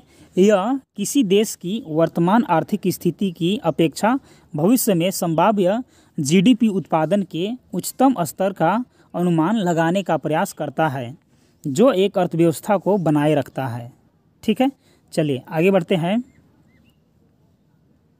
आगे है कि संभाव्य जीडीपी के निर्धारक कारक। देखिए, अर्थव्यवस्था में भौतिक पूंजी का पूर्ण उपयोग होता है, ठीक है। देश की मानव संसाधन का समुचित उपयोग होता है और अर्थव्यवस्था के विभिन्न क्षेत्रों में श्रम का इष्टतम वितरण होना चाहिए। श्रम की उपलब्धता और कौशल क्षमता इसके निर्धारण कारक होते हैं। उत्पादन से जुड़े विभिन्न कारकों की उच्च क्षमता इसके निर्धारण कारक होते हैं। तकनीकी के क्षेत्र में प्रगति, प्रतिस्पर्धी बाजार अर्थव्यवस्था और राजनीतिक स्थिरता, ठीक है। ये सब क्या थे? ये सब संभाव्य जीडीपी के निर्धारक कारक थे, ठीक है। चलिए आगे बढ़ते हैं। इसके बाद है कि बाजार कीमत पर सकल राष्ट्रीय उत्पाद, ठीक है। देखिए, gross national product at market price, ठीक है, जीएनपी ऑन मार्केट प्राइस, ठीक है, बाजार कीमत पर सकल राष्ट्रीय उत्पाद। देखिए, बाजार मूल्य पर सकल राष्ट्रीय उत्पाद किसी एक वित्तीय वर्ष के दौरान केवल निवासी उत्पादक इकाइयों अर्थात देश के निवासियों द्वारा देश की घरेलू सीमा के अंदर या बाहर बाजार कीमत पर व्यक्त मूल्यवर्धन का योग है, या सभी अंतिम वस्तुओं तथा सेवाओं का बाजार मूल्य ही बाजार कीमत पर सकल राष्ट्रीय उत्पाद है, ठीक है। चलिए आगे बढ़ते हैं। आगे है कि जीडीपी ऑन मार्केट प्राइस तथा जीएनपी ऑन मार्केट प्राइस में अंतर, ठीक है। देखिए, एक देश की आर्थिक सीमा के अंतर्गत निवासियों तथा गैर निवासियों द्वारा अर्जित आय या किए गए कुल उत्पादन को सकल घरेलू उत्पाद यानी कि जीडीपी एट मार्केट प्राइस बोला जाता है, तथा एक देश के आर्थिक सीमा के भीतर तथा बाहर केवल निवासियों द्वारा अर्जित आय या किए गए कुल उत्पादन को सकल राष्ट्रीय आय बोला जाता है, ठीक है। देखिए, एक में रहेगा सीमा के अंतर्गत उसके निवासियों और गैर निवासियों के द्वारा जितना आय अर्जित किया गया है, और दूसरा रहेगा कि एक देश की आर्थिक सीमा के भीतर तथा बाहर केवल निवासियों द्वारा अर्जित आय, ठीक है, इसमें ऐड किया जाएगा। ठीक है, तो देखिए किए गए कुल उत्पादन को सकल राष्ट्रीय उत्पाद यानी कि जीएनपी ऑन मार्केट प्राइस कहते हैं। देखिए जीएनपी मार्केट प्राइस बराबर होता है GDP at market price plus विदेशों से प्राप्त निवल आय। ठीक है, ये हो जाएगा जीएनपी के बराबर, यानी कि GDP on market price plus विदेशों से प्राप्त जो निवल आय है वो हो जाएगा जीएनपी के बराबर। ठीक है, चलिए आगे बढ़ते हैं। इसके बाद है कि विदेशों से प्राप्त निवल आय क्या होता है, तो देश के निवासियों द्वारा आर्थिक सीमा के बाहर अर्जित आय माइनस गैर निवासियों द्वारा आर्थिक सीमा के भीतर अर्जित आय। ठीक है, देखिए यहाँ पास विदेशों से प्राप्त निवल का मतलब होता है कि देश के निवासी जो हैं, जो देश से बाहर क्या कर रहे हैं, आय अर्जित कर रहे हैं, माइनस जो गैर निवासी है जो कि भारत में आय अर्जित कर रहे हैं उसको माइनस कर देंगे, तब ये आ जाएगा विदेशों से प्राप्त निवल आय। चलिए आगे है बाजार कीमत पर शुद्ध घरेलू उत्पाद। देखिए जब किसी वस्तु एवं सेवा का उत्पादन किया जाता है तो उत्पादन प्रक्रिया में उत्पादन के साधनों का प्रयोग किया जाता है। उत्पादन प्रक्रिया के दौरान उत्पादन के साधनों के मूल्यों में कमी होती है जिसे मूल्य ह्रास कहा जाता है। ठीक है, जब हम बाजार कीमत पर सकल घरेलू उत्पाद में से मूल्य ह्रास को घटा देते हैं तो बाजार कीमत पर शुद्ध घरेलू उत्पाद प्राप्त हो जाता है। ठीक है, यानी कि क्या करना पड़ेगा कि बाजार कीमत पर शुद्ध घरेलू उत्पाद यानी कि एनडीपी यानी कि net domestic product at market price क्या होता है, तो बाजार कीमत पर शुद्ध घरेलू उत्पाद यानी कि एनडीपी एट मार्केट प्राइस बराबर बाजार कीमत पर सकल घरेलू उत्पाद माइनस मूल्य ह्रास, जो उत्पादन में उसकी मूल्य में कमी आई है उसको क्या करेंगे, तो माइनस कर देंगे। ठीक है, चलिए आगे बढ़ते हैं।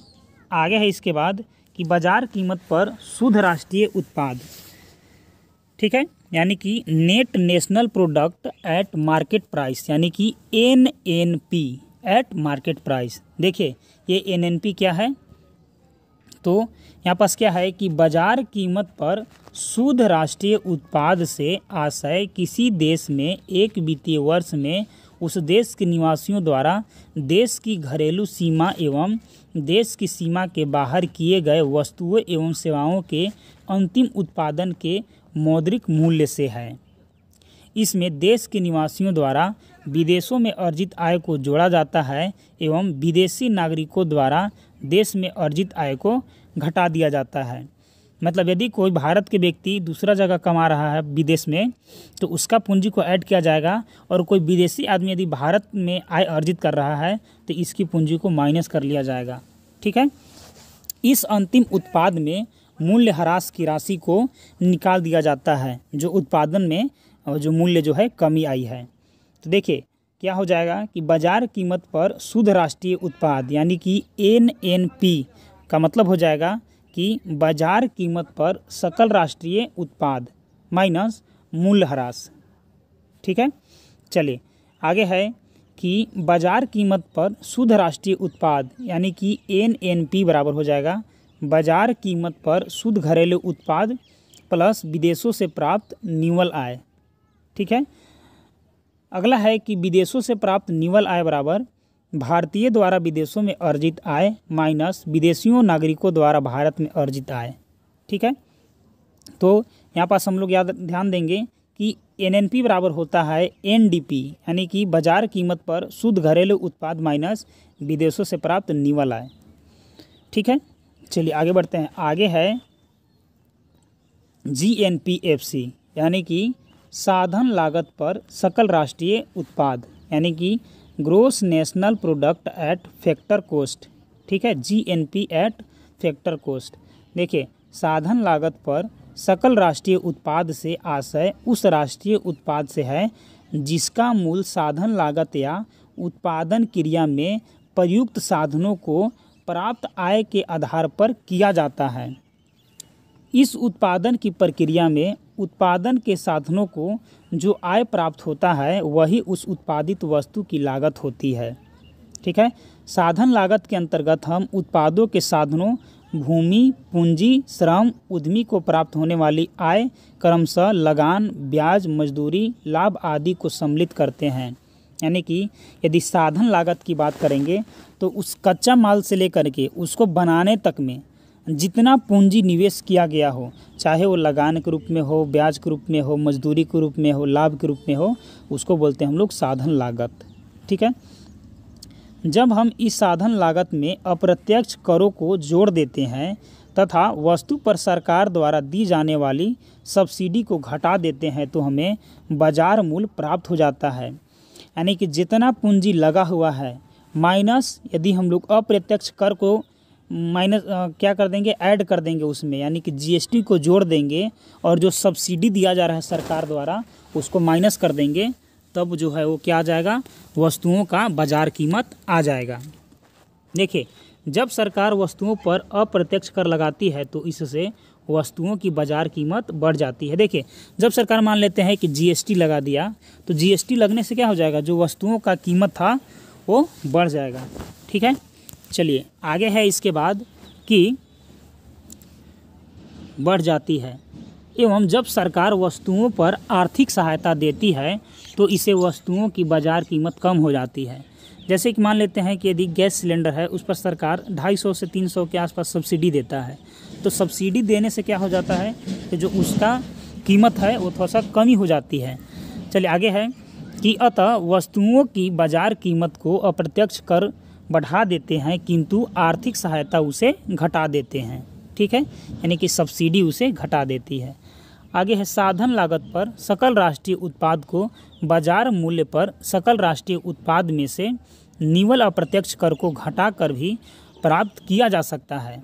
देखिए, साधन लागत पर सकल राष्ट्रीय उत्पाद को बाजार मूल्य पर सकल राष्ट्रीय उत्पाद में से निव्वल अप्रत्यक्ष कर को घटा देंगे तभी प्राप्त कर लेंगे।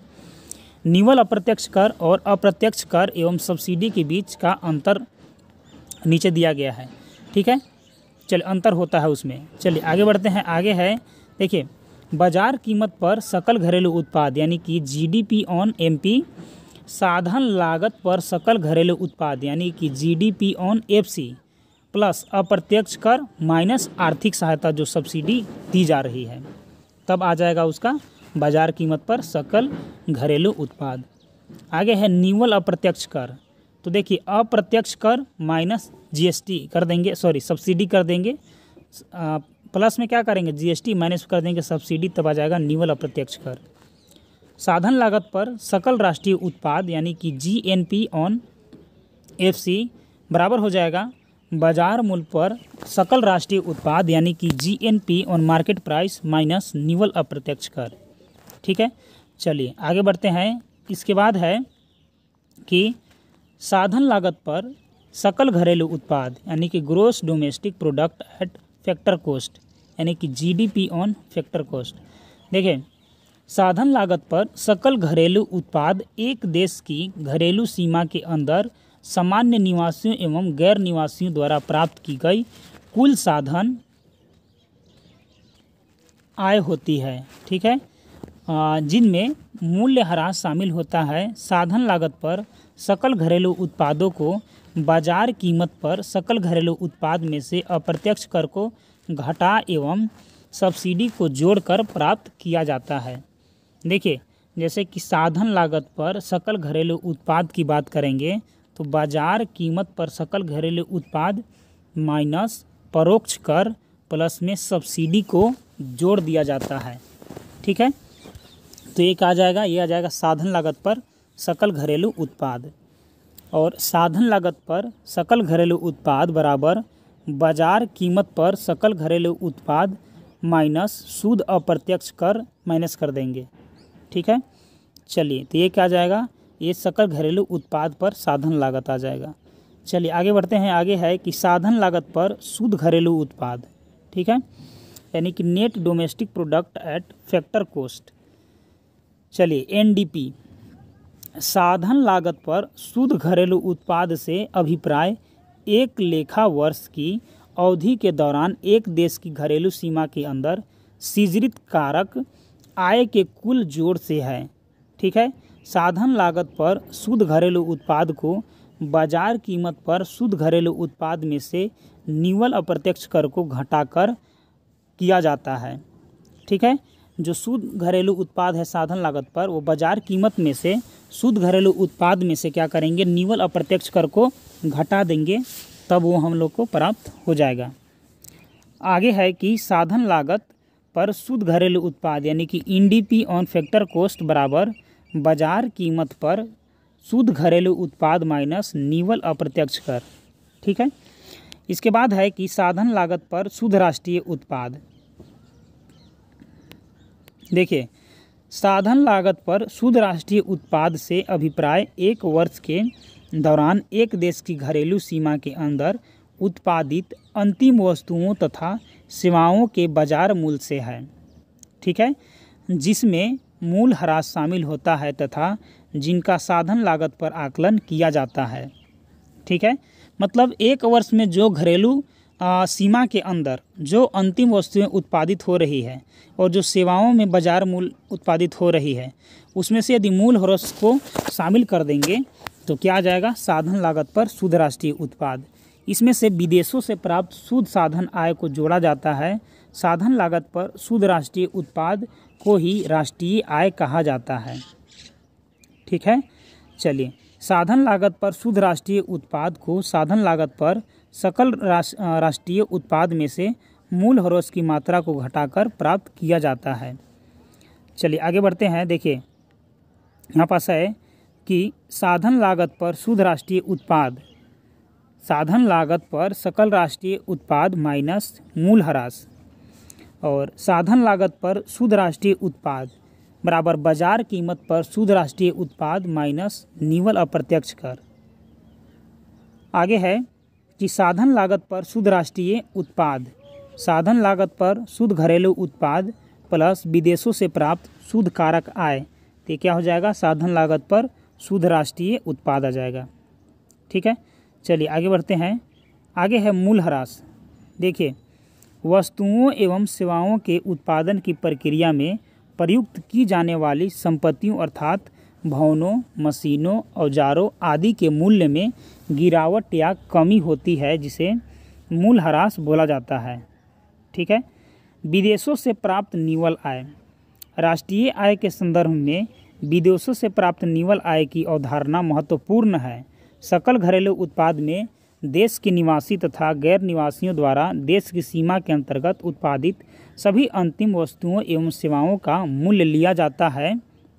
ठीक है। ये सकल घरेलू उत्पाद में, जबकि सकल राष्ट्रीय उत्पाद में की गणना में केवल निवासी उत्पादक इकाइयों द्वारा देश के अंदर एवं बाहर किए गए वस्तुएं एवं सेवाओं के अंतिम मूल्य को लिया जाता है। ठीक है। देखिए, सकल घरेलू में क्या है कि गैर निवासी और निवासी द्वारा सीमा के अंतर्गत जो भी उत्पादित अंतिम वस्तु और सेवा है उसको इसमें शामिल किया जाएगा। ठीक है। जबकि यदि हम लोग सकल राष्ट्रीय उत्पाद की गणना करेंगे तो केवल निवासियों द्वारा देश के अंदर या देश के बाहर जो वस्तु का उत्पादन या सेवा में अंतिम मूल्य लिया जा रहा है उसको इसमें शामिल किया जाएगा। जैसे यदि कोई भारतीय व्यक्ति अमेरिका के किसी विश्वविद्यालय में अध्यापक के रूप में सेवाएं दे रहा है तो उसे प्राप्त आय भारत की सकल राष्ट्रीय उत्पाद में शामिल होगी। इसी प्रकार यदि कोई अमेरिकी चिकित्सक भारत में अपनी सेवाएं देता है तो उसे प्राप्त आय भी भारत के सकल घरेलू उत्पाद में जोड़ी जाएगी। ठीक है। चलिए आगे है कि विदेशों से प्राप्त निव्वल आय, भारतीय नागरिकों द्वारा विदेशों में अर्जित आय माइनस विदेशी नागरिकों द्वारा भारत में अर्जित आय क्या हो जाएगा, विदेशी निव्वल आय के बराबर हो जाएगा। आगे है भारत के सामान्य निवासी एवं गैर निवासी की अवधारणा।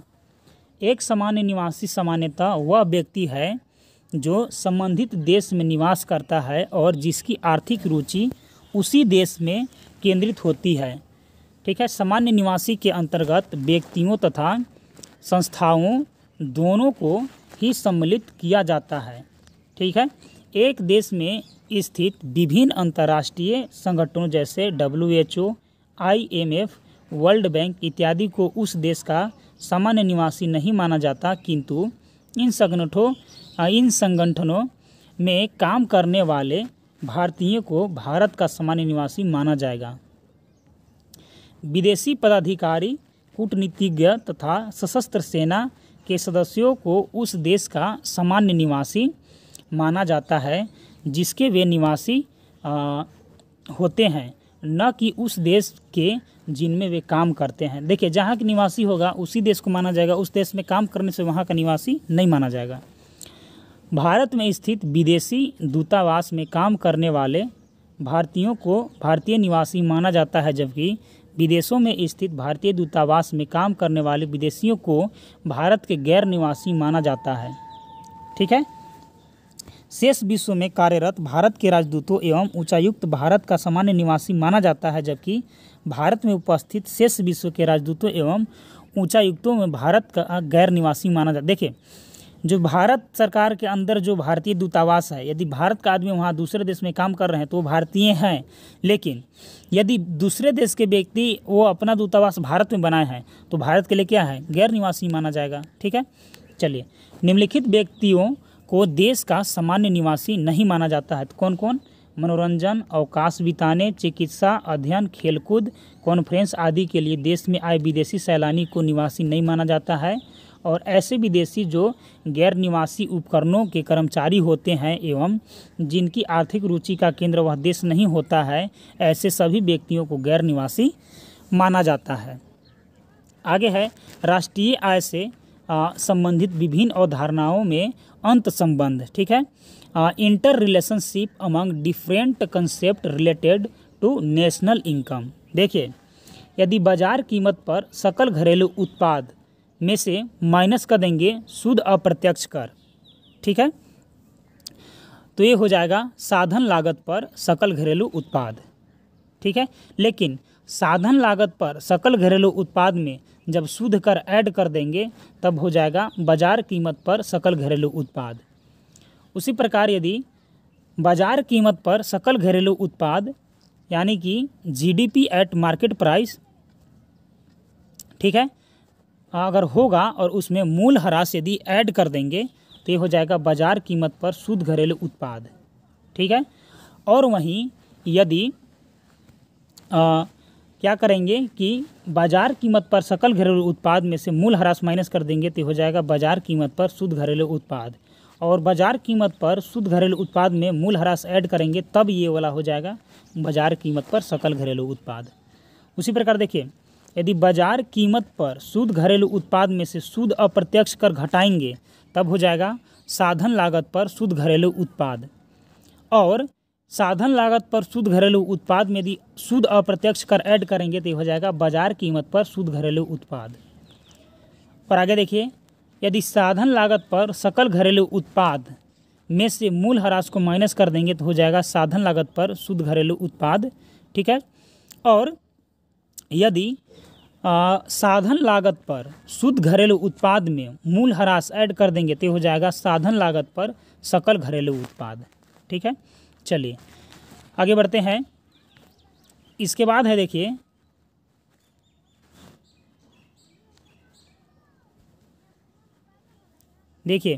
यदि बाजार कीमत पर सकल घरेलू उत्पाद में, ठीक है, क्या करेंगे कि विदेशों से प्राप्त शुद्ध कारक आय ऐड करेंगे तो हो जाएगा बाजार कीमत पर सकल राष्ट्रीय उत्पाद।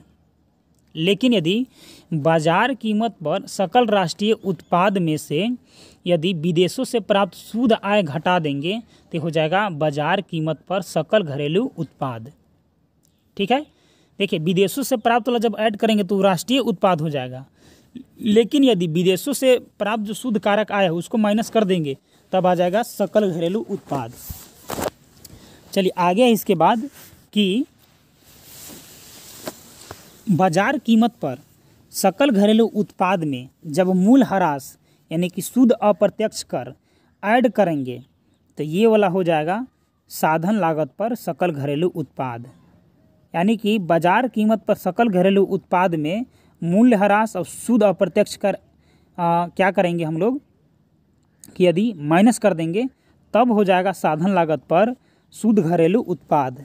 लेकिन यदि साधन लागत पर शुद्ध घरेलू उत्पाद में यदि मूल्यह्रास ऐड करेंगे और शुद्ध अप्रत्यक्ष कर ऐड करेंगे तब ये हो जाएगा बाजार कीमत पर सकल घरेलू उत्पाद। उसी प्रकार देखिए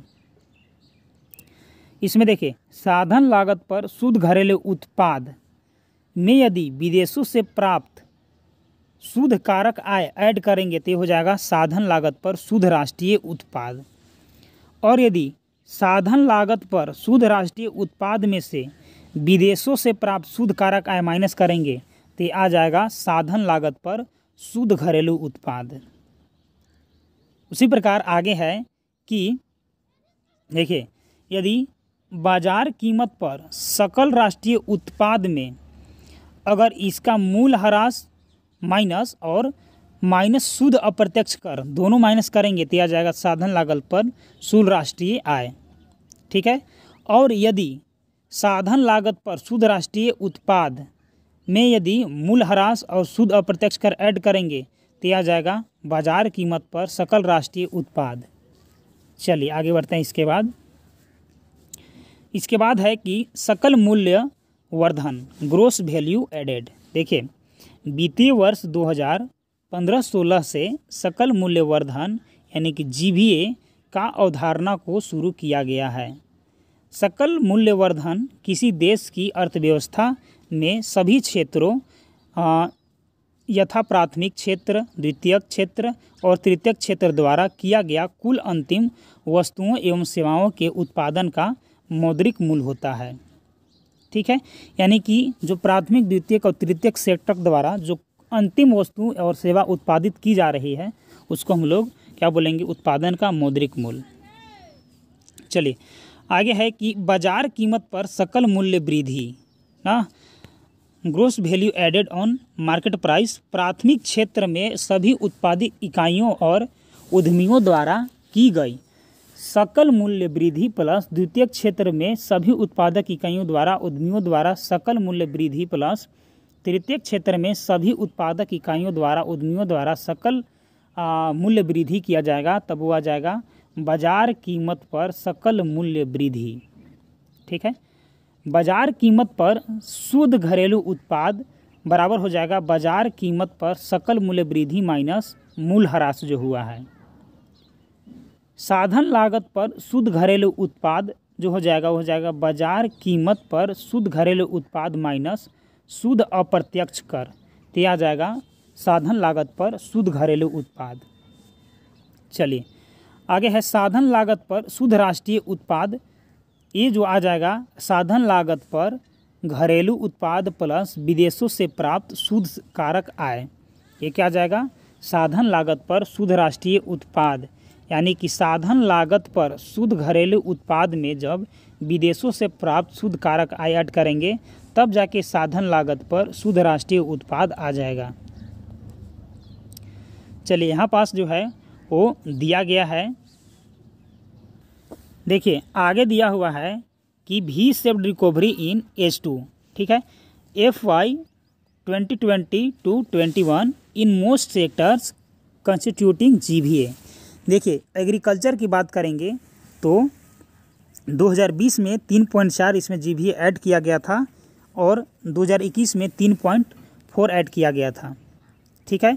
और जो माइनिंग है उसमें -17.2 माइनस हुआ, फिर 2021 में -8.3 माइनस हुआ।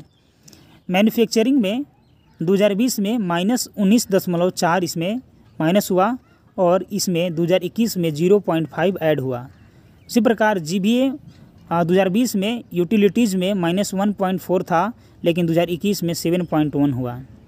आगे है कंस्ट्रक्शन में -30.2 था 2020 में, तो 2021 में 4.4 हुआ। ठीक है। उसी प्रकार ट्रेड, हॉस्पिटैलिटी, ट्रांसपोर्ट, कम्युनिकेशन में -31.5 था 2020 में, तो 2021 में -12 हो गया।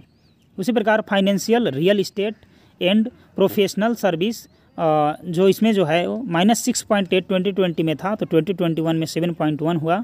और आगे है कि पब्लिक एडमिन एंड डिफेंस, इसका जो GVA था वो यहाँ पास -14.9 था, तो बढ़ करके 2021 में 0.3 हो गया। ये क्या है, राष्ट्रीय सांख्यिकी कार्यालय का से ये स्रोत लिया गया है। चलिए आगे है, देखिए वैयक्तिक आय, ठीक है, पर्सनल इनकम। देखिए यहाँ पास है कि वैयक्तिक आय वह आय है जो देश के नागरिकों को वास्तव में प्राप्त होती है। दूसरे शब्दों में व्यक्तिगत आय व्यक्तियों द्वारा, परिवारों द्वारा सभी स्रोतों से वास्तव में प्राप्त कारक आय तथा चालू हस्तांतरण का जोड़ है।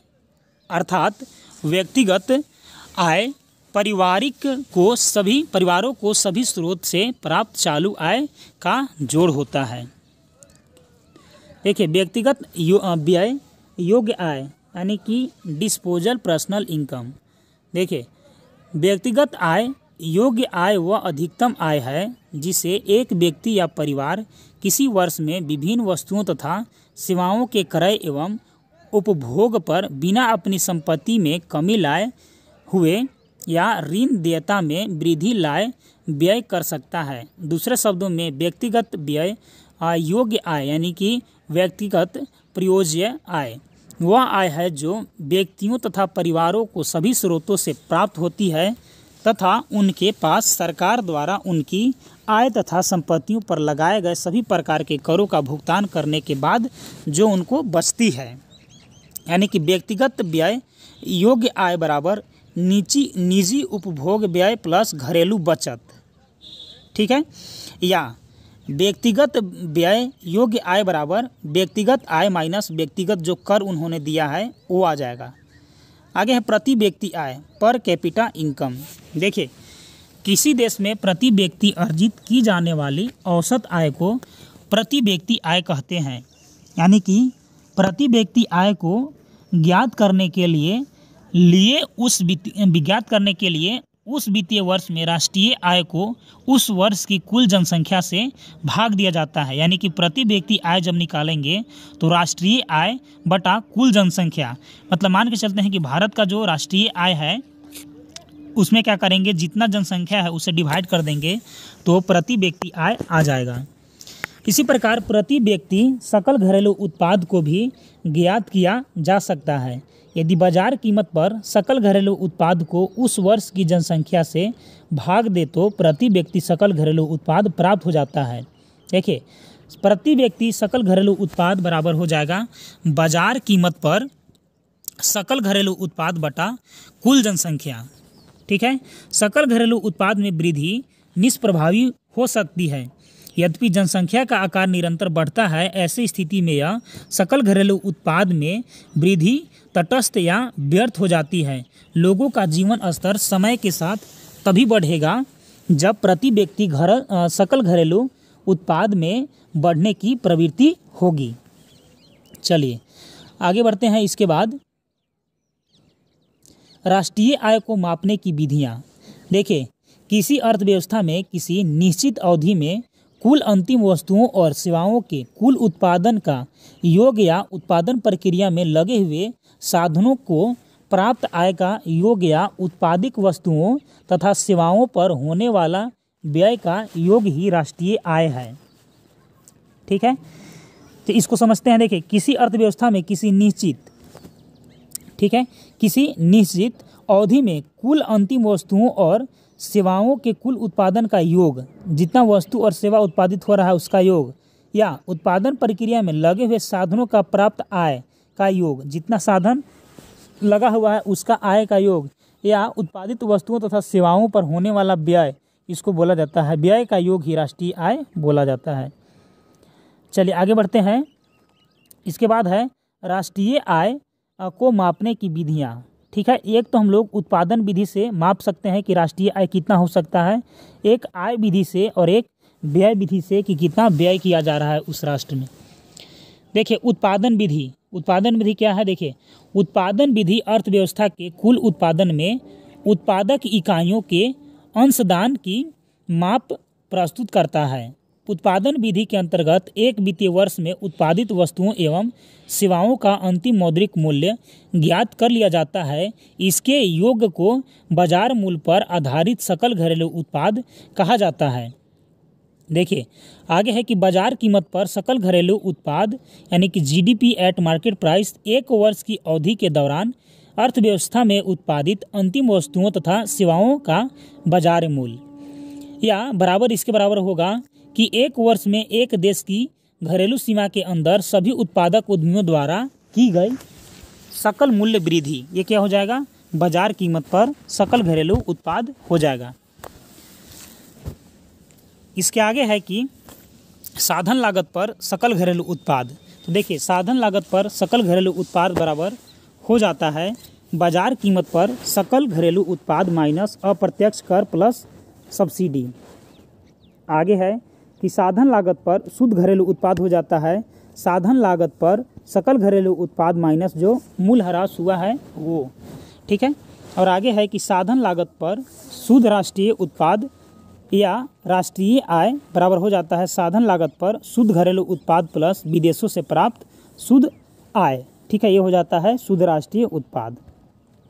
आगे है उत्पादन विधि द्वारा राष्ट्रीय आय, ठीक है, की गणना करते समय सावधानियाँ। देखिए इसके अंतर्गत पुरानी वस्तुओं के क्रय विक्रय को शामिल नहीं किया जाता है। आगे इसमें शामिल की जाने वाली उत्पादित वस्तुएं उसी वित्तीय वर्ष की होनी चाहिए, ठीक है। और उत्पादन प्रक्रिया में माध्यमिक वस्तुओं का मूल्य नहीं जोड़ा जाना चाहिए और पिछले वित्तीय वर्ष के रखे स्टॉक के मूल्य में वृद्धि राष्ट्रीय उत्पाद को प्रभावित नहीं करेगा।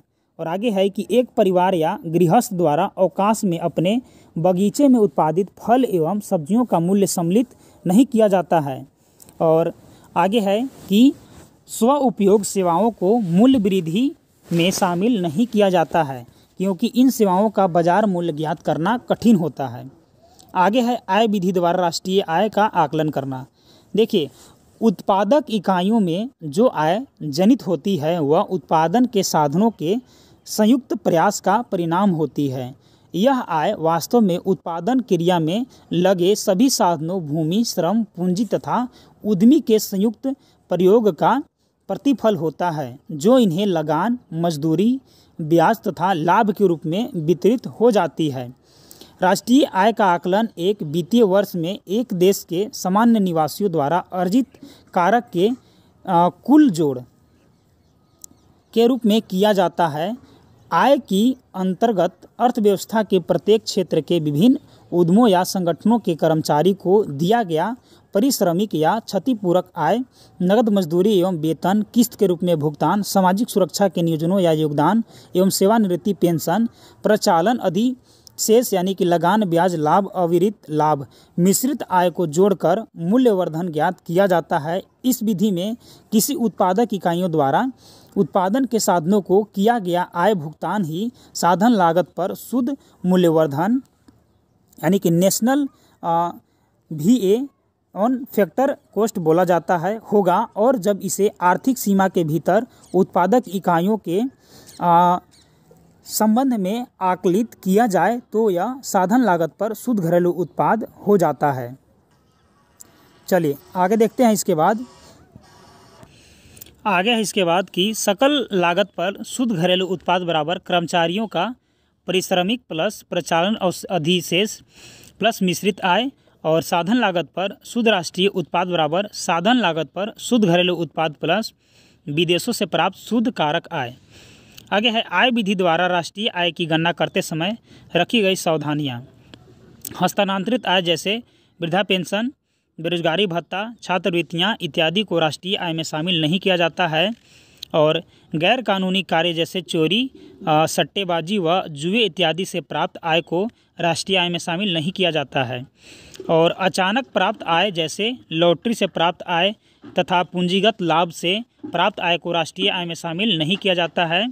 और वृद्धावस्था पेंशन एक तरफा भुगतान होता है, इसे राष्ट्रीय आय के अनुमान में सम्मिलित नहीं किया जाता है। जबकि सेवानिवृत्ति पेंशन सेवानिवृत्तियों से पहले की कारक सेवाओं से संबंधित होती है, इसलिए इन्हें राष्ट्रीय आय में आकलन सम्मिलित नहीं किया जाता है। ठीक है, चलिए आगे है कि व्यय विधि। देखिए, व्यय विधि के अनुसार कुल आय या तो उपभोग पर व्यय की जाती है अथवा बचत पर। इस प्रकार राष्ट्रीय आय कुल उपभोग व्यय तथा कुल बचत का योग होता है। बचत कीमत पर सकल घरेलू उत्पाद को एक देश की आर्थिक सीमा के अंदर उत्पादित अंतिम वस्तुएं एवं सेवाओं पर किए गए कुल व्यय के रूप में देखा जाता है। इन व्ययों को हम 4 वर्गों में रख सकते हैं। पहला निजी अंतिम उपभोग व्यय, ठीक है। दूसरा सरकारी अंतिम उपभोग व्यय, सकल घरेलू पूंजी निर्माण या विनियोग व्यय और निवल विदेशी निवेश, ठीक है। चलिए, इसमें निर्यात माइनस आयात कर लेंगे तब निवल विदेशी निवेश इसको बोला जाएगा। देखिए, यहाँ पास है कि बाजार कीमत पर सकल घरेलू उत्पाद बराबर हो जाता है, यानी कि क्या क्या हो जाएगा, सी मतलब कि हो जाएगा निजी अंतिम उपयोग व्यय प्लस आई यानी कि सकल घरेलू पूंजी निर्माण, ठीक है। और हो जाएगा जी यानी कि सकल अंतिम उपभोग व्यय और हो जाएगा एक्स माइनस आई यानी कि निर्यात माइनस आयात। देखिए आगे यहाँ पास सकल घरेलू उत्पाद, ठीक है, जीडीपी बराबर हो जाएगा यानी कि निजी अंतिम उपयोग व्यय यानी कि सी प्लस आई प्लस जी प्लस एक्स माइनस एम यानी कि निजी अंतिम उपयोग प्लस सरकारी अंतिम उपयोग व्यय प्लस निर्यात और आयात जो किया गया है उसको माइनस कर देंगे, ठीक है। चलिए आगे है कि सकल राष्ट्रीय उत्पाद ना, तो देखिए जीएनपी बराबर क्या हो जाएगा, तो जीएनपी बराबर हो जाएगा जीडीपी प्लस विदेशों से प्राप्त निवल आय, ठीक है। और जो शुद्ध घरेलू उत्पाद यानी कि एनडीपी बराबर हो जाएगा एनडीपी बराबर जीडीपी माइनस मूल्यह्रास और शुद्ध राष्ट्रीय उत्पाद बराबर हो जाएगा एनएनपी बराबर हो जाएगा जीएनपी माइनस मूल्यह्रास, ठीक है। चलिए आगे बढ़ते हैं। इसके बाद है कि व्यय विधि द्वारा राष्ट्रीय आय की गणना करते समय सावधानियां। कुल व्यय की माप करते समय दोहरी गणना की समस्या से बचने के लिए केवल अंतिम व्यय को ही शामिल किया जाना चाहिए। पुरानी वस्तु पर किया जाने वाला व्यय इनमें शामिल नहीं किया जाता है क्योंकि इसे उत्पादन के वर्ष ही राष्ट्रीय आय में सम्मिलित कर लिया गया है। शेयरों तथा ब्रांडों पर किया गया व्यय भी इसके अंतर्गत शामिल नहीं किया जाता है। चलिए आगे है राष्ट्रीय आय से संबंधित अवधारणा एक नज़र में। देखिए, बाजार कीमत पर सकल घरेलू उत्पाद यानी कि एक वित्तीय वर्ष में देश की घरेलू सीमा में सभी उत्पादक द्वारा उत्पादित अंतिम वस्तुएं तथा सेवाओं पर बाजार का मूल्य होता है।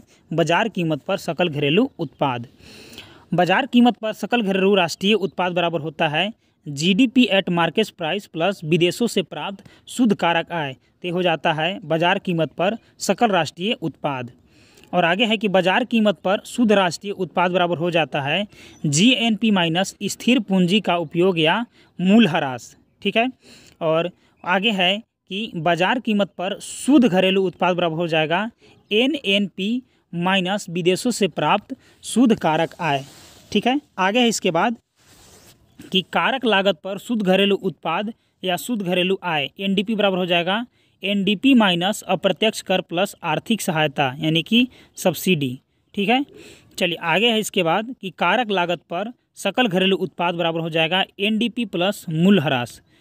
आगे है कि कारक लागत पर सकल राष्ट्रीय उत्पाद बराबर दोस्तों कारक लागत पर सकल राष्ट्रीय उत्पाद, ठीक है, यानी कि जीएनपी ऑन एफसी, इसके बराबर हो जाएगा जीडीपी प्लस विदेशों से प्राप्त शुद्ध कारक आय, ठीक है। चलिए आगे है कि कारक लागत पर शुद्ध राष्ट्रीय उत्पाद या राष्ट्रीय आय, ठीक है, तो इसके लिए हो जाएगा जीएनपी माइनस मूल्यह्रास, ठीक है। आगे बढ़ते हैं कि शुद्ध राष्ट्रीय प्रत्यक्ष आय बराबर हो जाएगा शुद्ध घरेलू आय प्लस शुद्ध अप्रत्यक्ष कर प्लस विदेशों से प्राप्त शुद्ध कारक आय प्लस शेष विश्व से प्राप्त शुद्ध चालू हस्तांतरण।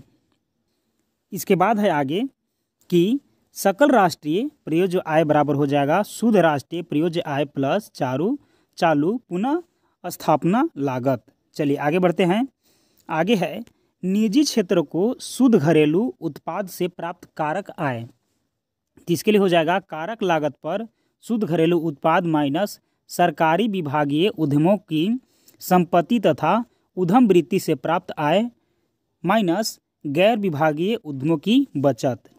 आगे है निजी आय बराबर हो जाएगा निजी क्षेत्रों को घरेलू उत्पाद से प्राप्त आय प्लस विदेशों से प्राप्त शुद्ध कारक आय प्लस सरकार से प्राप्त चालू हस्तांतरण प्लस शेष विश्व से प्राप्त चालू हस्तांतरण प्लस राष्ट्रीय ऋण पर ब्याज।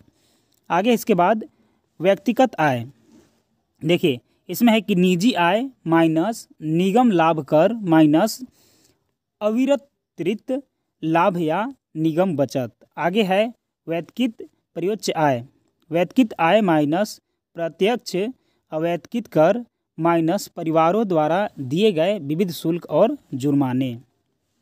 चलिए आगे बढ़ते हैं। आगे है देखिए राष्ट्रीय आय को मापने की विधि एवं आधार वर्ष में किए गए परिवर्तन के बारे में है। पहला पॉइंट है कि केंद्रीय सांख्यिकी कार्यालय CSO ने जनवरी 2015 में राष्ट्रीय आय को मापने के लिए आधार वर्ष 2004-05 को संशोधित कर 2011-12 कर दिया। चलिए आगे है कि जनवरी 2015 के बाद से आर्थिक समृद्धि और विकास को सकल मूल्यवर्धन के आधार पर मापा जाता था, लेकिन वर्ष 2018 से भारतीय रिजर्व बैंक RBI ने देश में आर्थिक गतिविधियों को माप हेतु पुनः सकल मूल्यवर्धन ग्रोस वैल्यू एडेड GVA के स्थान पर सकल घरेलू उत्पाद GDP यानी कि ग्रोस डोमेस्टिक प्रोडक्ट का उपयोग करने का निर्णय लिया। भारतीय रिजर्व बैंक के पूर्व डिप्टी गवर्नर विरल आचार्य के अनुसार अर्थव्यवस्था में आर्थिक समृद्धि को मापने के लिए पुनः सकल घरेलू उत्पाद GDP आधारित पद्धति को अपनाने का मुख्य कारण अंतर्राष्ट्रीय मानकों के अनुरूप आर्थिक समृद्धि को मापना है। विश्व की ज़्यादातर अर्थव्यवस्थाएं एवं अंतर्राष्ट्रीय संस्थाएं आर्थिक गतिविधियों के मापने के लिए सकल घरेलू उत्पाद पद्धति का उपयोग करती है। यह पद्धति अंतर्राष्ट्रीय कार्यप्रणाली के अनुरूप भी है। इससे विश्व की विभिन्न अर्थव्यवस्थाओं के बीच तुलनात्मक अध्ययन करना काफ़ी आसान हो जाता है। आगे देखिए, आगे है स्वतंत्रता प्राप्ति से पूर्व भारत में राष्ट्रीय आय संबंधित अनुमान। दादा भाई नौरोजी, ठीक है, वर्ष 1868 प्रति व्यक्ति आय 20 रुपया, ठीक है। मेजर एल्विन बेरिंग और डेविड बेल्फर 1882 प्रति व्यक्ति आय 27 रुपये। लॉर्ड कर्जन 1901 प्रति व्यक्ति आय 30 रुपये। और आगे है विलियम DB 1899 प्रति व्यक्ति आय 30 रुपये। और आगे है फिडले सिराज 1911 49। और आगे है वाडिया तथा जोशी 1913-14 44.30। और आगे है कि VKRV राव 1931-32 62। चलिए आगे बढ़ते हैं। आगे है कि नोट, स्वतंत्र भारत में राष्ट्रीय आय का सबसे पहला सरकारी अनुमान 1948-49 में वाणिज्य मंत्रालय द्वारा दिया गया। 1949 में प्रोफेसर PC महालनोबिस की अध्यक्षता में राष्ट्रीय आय समिति का गठन किया गया। इस समिति ने अप्रैल 1951 में वित्तीय वर्ष 1948-49 के लिए देश की राष्ट्रीय आय 8,650 करोड़ तथा प्रति व्यक्ति आय 246.9 रुपये बताई। आगे है कि वर्तमान में राष्ट्रीय आय संबंधित आंकड़े केंद्रीय सांख्यिकी कार्यालय द्वारा संकलित एवं जारी किए जाते हैं। चलिए आगे देखते हैं। इसके बाद है दोस्तों राष्ट्रीय आय में सम्मिलित की जाने वाली मुद्दे, ठीक है। देखिए यहाँ पास है कि राष्ट्रीय आय की गणना करने वाले वित्तीय वर्ष में उत्पादित अंतिम वस्तुओं एवं सेवाओं का मौद्रिक मूल्य। पॉइंट नंबर अगला है कि अप्रयुक्त मध्यवर्ती वस्तुओं का स्टॉक तथा गणना वर्ष में उत्पादित परंतु उस वित्तीय वर्ष में न बिका स्टॉक। और आगे है कि मकान मालिक द्वारा स्व आवास हेतु प्रयोग में लाए जाने वाले मकान का आरोपित किराया। फिर है ब्रोकर्स कमीशन। आगे है सरकार द्वारा नागरिकों को प्रदान की जाने वाली निःशुल्क सेवाएं, सैनिक एवं सुरक्षा सेवाओं पर किया गया व्यय, कंपनियों द्वारा दिए जाने वाला लाभांश, भविष्य निधि कोष में मालिकों द्वारा किया गया अंशदान, संसद सदस्यता को दिया जाने वाला भत्ता, विदेशी पर्यटकों द्वारा भारत में किया गया व्यय, विदेशों में स्थित भारतीय बैंकों की शाखाओं द्वारा किया गया अर्जित लाभ। आगे है कि मूल्यह्रास या पूंजी का उपयोग सकल घरेलू उत्पाद में शामिल होता है परंतु शुद्ध राष्ट्रीय आय में शामिल नहीं होता है। जो मूल्यह्रास या पूंजी का उपभोग सकल उत्पाद में शामिल होता है परंतु शुद्ध राष्ट्रीय आय में शामिल नहीं होता है। आगे है राष्ट्रीय आय में सम्मिलित नहीं की जाने वाली मुद्दे। ठीक है, देखिए यहाँ पास है कि नई या पुरानी वस्तुएं जो उस वित्तीय वर्ष में उत्पादित नहीं है, विदेशों से प्राप्त उपहार, वित्तीय सौदे, शेयर, ऋण पत्र आदि का क्रय विक्रय, चाहे ये शेयर या ऋण पत्र राष्ट्रीय आय के आकलन वाले वर्ष में ही निर्गमित क्यों न हो। आगे है कि पूंजीगत लाभ या हानि एवं अप्रसतित लाभ। और आगे है एक गृहस्थ परिवार द्वारा अवकाश में अपने बगीचे में उत्पादित फल एवं सब्जियां। उसके बाद है किसी फर्म द्वारा रखे गए स्टॉक की कीमतों में वृद्धि और वस्तुएं एवं सेवाओं के उत्पादन में प्रयुक्त मध्यवर्ती वस्तुओं का मूल्य। आगे है एक होटल द्वारा क्रय की गई सब्जियां एवं अन्य उत्पाद, किसी लॉटरी में जीता गया इनाम एवं धनराशि, भारत में विदेशी बैंकों द्वारा अर्जित लाभ, वैज्ञानिक खोजों में प्रयोगों में की जाने वाली वस्तुएं, सार्वजनिक क्षेत्रों में उपकरणों में विनिवेश से प्राप्त राशि, एक गृहस्थ द्वारा अपने घर पर किए जाने वाले कार्य एवं सेवाएं, भविष्य निधि कोष में स्वयं कर्मचारी द्वारा किया गया अंशदान, एक फर्म द्वारा दूसरी फर्म को दिया जाने वाला लाभांश, हस्तांतर भुगतान एवं प्राप्तियां जैसे वृद्धावस्था पेंशन, छात्रवृत्ति, बेरोजगारी भत्ता इत्यादि। चलिए आगे इसके बाद कि राष्ट्रीय आय को मापने में कठिनाई या समस्या। देखिए अमौद्रीकृत वस्तुएं एवं सेवाओं का मूल्य। भारत में आज भी बहुत सी वस्तुएं एवं सेवाओं का विनियमन अमौद्रीकृत रूप से किया जाता है, जैसे एक व्यक्ति द्वारा अपने बच्चों को पढ़ाना एवं घर पर एवं उपभोग के लिए फल एवं सब्जियां उगाना। इन अमौद्रीकृत वस्तुएं एवं सेवाओं के मूल्यों का सही मूल्यांकन न होने एवं इन्हें राष्ट्रीय आय में शामिल नहीं किए जाने से राष्ट्रीय आय का सही आकलन नहीं हो पाता है। आगे है राष्ट्रीय आय को मापने के अनेक विधियां। राष्ट्रीय आय को मापने की अनेक विधियां जैसे उत्पाद विधि, आय विधि एवं व्यय विधि प्रचलित है।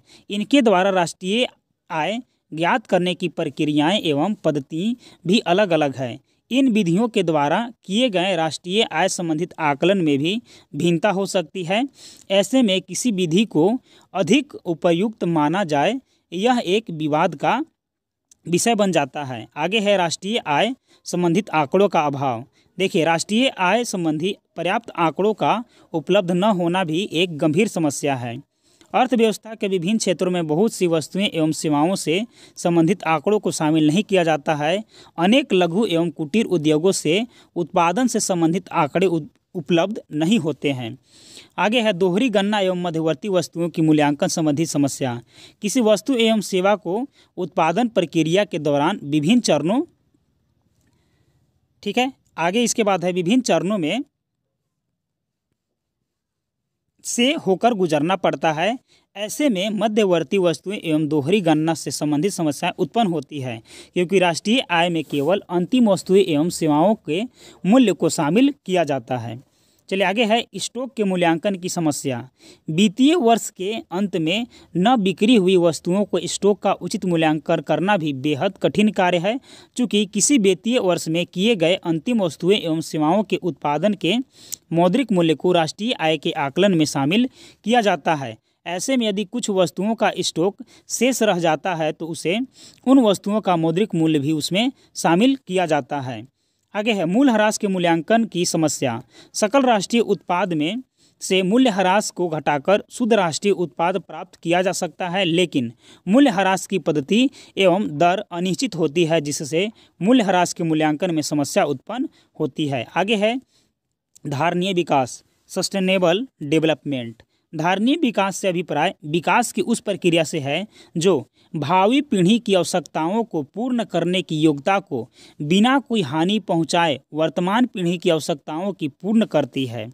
मतलब जो पीढ़ी आने वाली है उनकी आवश्यकताओं को बिना हानि पहुंचाए, यदि जो हम लोग इस वर्तमान की जो पीढ़ी है उनकी आवश्यकता की पूर्ति हो जा रही है, धारणीय विकास में संसाधनों का संरक्षण एवं न्याय उचित उपयोग इस प्रकार होना चाहिए जिससे आर्थिक समृद्धि की गति निरंतर बनी रहे एवं भावी पीढ़ी की आवश्यकताओं की पूर्ति सदा सुनिश्चित रहे।